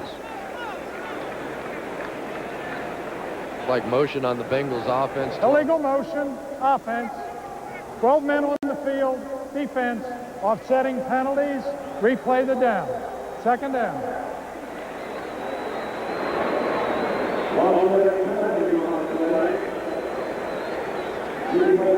2:40 to go. It's time for the Bengals to take their shot, or else they'll be down to just an onside kick opportunity to win this game. And thanks to the two-point conversion rule, it is still a game.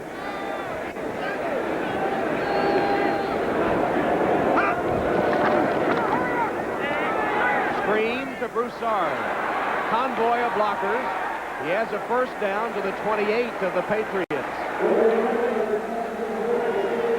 Don't forget the Bengals had to burn a couple of timeouts early. Only one remaining.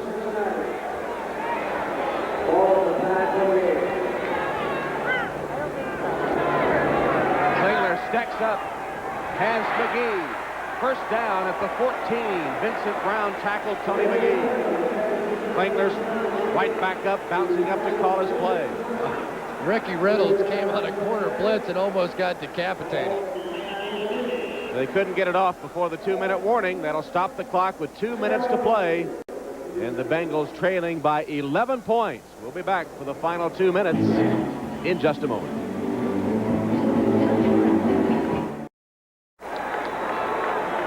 Two minutes left for Mike Brown and the Cincinnati Bengals, trailing by 11. First down from the 14. Klingler's pass complete to Broussard, dragged down at about the 7 by Vincent Brown. Clock continues to roll when you pass it to the middle of the field.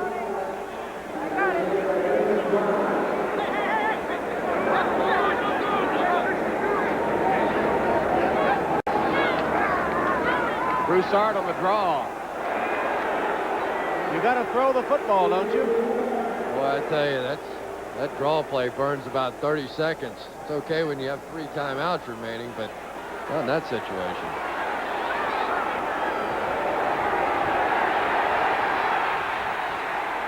Flags down. Slade wrestles down Klingler, but the Patriots are going to be called for too many men on the field. Again, trying to hustle that nickel defense out there. 12 men on the field against the defense. We call a timeout. The toughest part of the field to try to substitute is down around the goal lines, because you're not allowed to move past about the 25, 30-yard line, something like that. So you have to run all the way down the field. If the Bengals had made a substitution, then the Patriots would have been given time to make their substitution. But because the Bengals went right to the line, the Patriots could not run out there and make that substitution that quickly. On the field defense, half the distance, first down. That's a big play for the Bengal offense. They're looking at third down about 4. Now they have first and goal at the New England 4-yard line, but only 1:16 on the clock and needing 11 to tie. They're in this position because Doug Pelfrey missed a point after on the first score of the game. Klingler's pass for the touchdown. Pickens beat Ricky Reynolds, and now Klingler with the 2 fingers in the air. They must go for 2 and then get a field goal to tie. 11-play drive by Klingler to put them with a chance. It's never easy getting your first win as a coach in the National Football League, and never easy getting your first win as an owner either. Bob Kraft now forced to sweat this one out. Carl Pickens working against Ricky Reynolds. Boy, that's a nice move. Good little step outside, swim underneath. Pretty move by Carl Pickens. This has been a 99-yard drive. They started just an inch from their goal line, now going for 2. Broussard has it.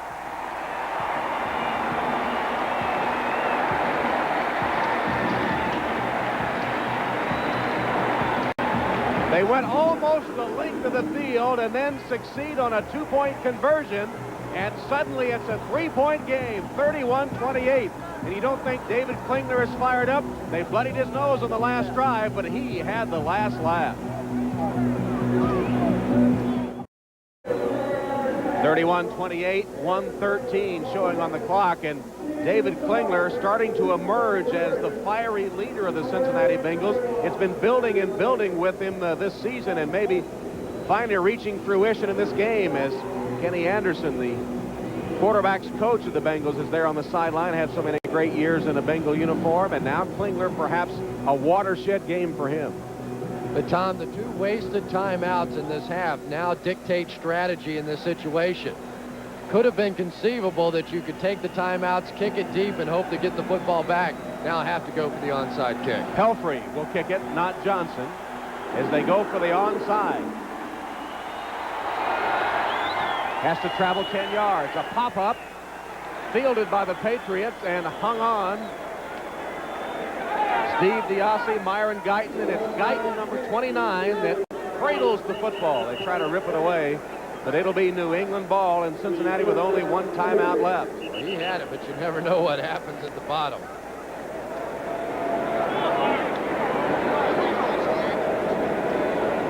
Bill Parcells can breathe again. It hasn't been easy. It's a great onside kick by Doug Pelfrey. It goes straight up in the air. Well, it could have very easily been some knocking around there between 2 former teammates with the Giants, Diassi and Myron Guyton. Bledsoe takes a knee. The Bengals will have to use their final timeout. It comes with 1:08 left. So New England will get its first win of the season and then go on the road to the Silverdome to face the Lions next week, while Cincinnati drops to 0-3 with a match against Houston at the Astrodome coming up next week. Well, there's the equivalent of the victory cigar as Bob Kraft dons the coat, ready to celebrate that initial victory as an NFL owner. And congratulations to him. You have to be happy for Bob Kraft. He stepped up when New England needed to have an owner and save the franchise and keep them in New England. He did that, and you have to be happy for what his football team and he's accomplished here so far. Boy, this is a team that may be good this year. It's hard to tell. This wasn't a totally impressive win against the Cincinnati Bengals, but offensively, no doubt about the ability on the field for the Patriots. They just have to figure out what's happening defensively. Bledsoe will wind up hitting 30 of 50 for 365 yards. 1 touchdown, 2 picked off. And the New England Patriots will have 2 receivers over 100 yards. Timpson had 10 catches for 125 and Coates 8 for 108. But there's the guy that got it done once again, Drew Bledsoe. No longer a fluke. Doing it pretty consistently.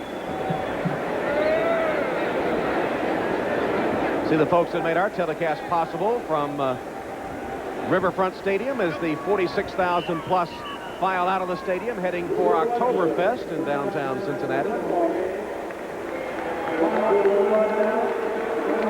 And that elusive first victory comes to the New England Patriots. Again, they have to score over 30 points. They had averaged 35 a game in their 2 defeats, hanging on by the barest of margins over the Cincinnati Bengals. Well, maybe Bill just go to the run and shoot now. The new look, Bill Parcells, New England Patriots, with Drew Bledsoe at the controls, passing for 365 yards and chalking up. Final score, New England 31, Cincinnati 28. We'll have more NFL action coming up after the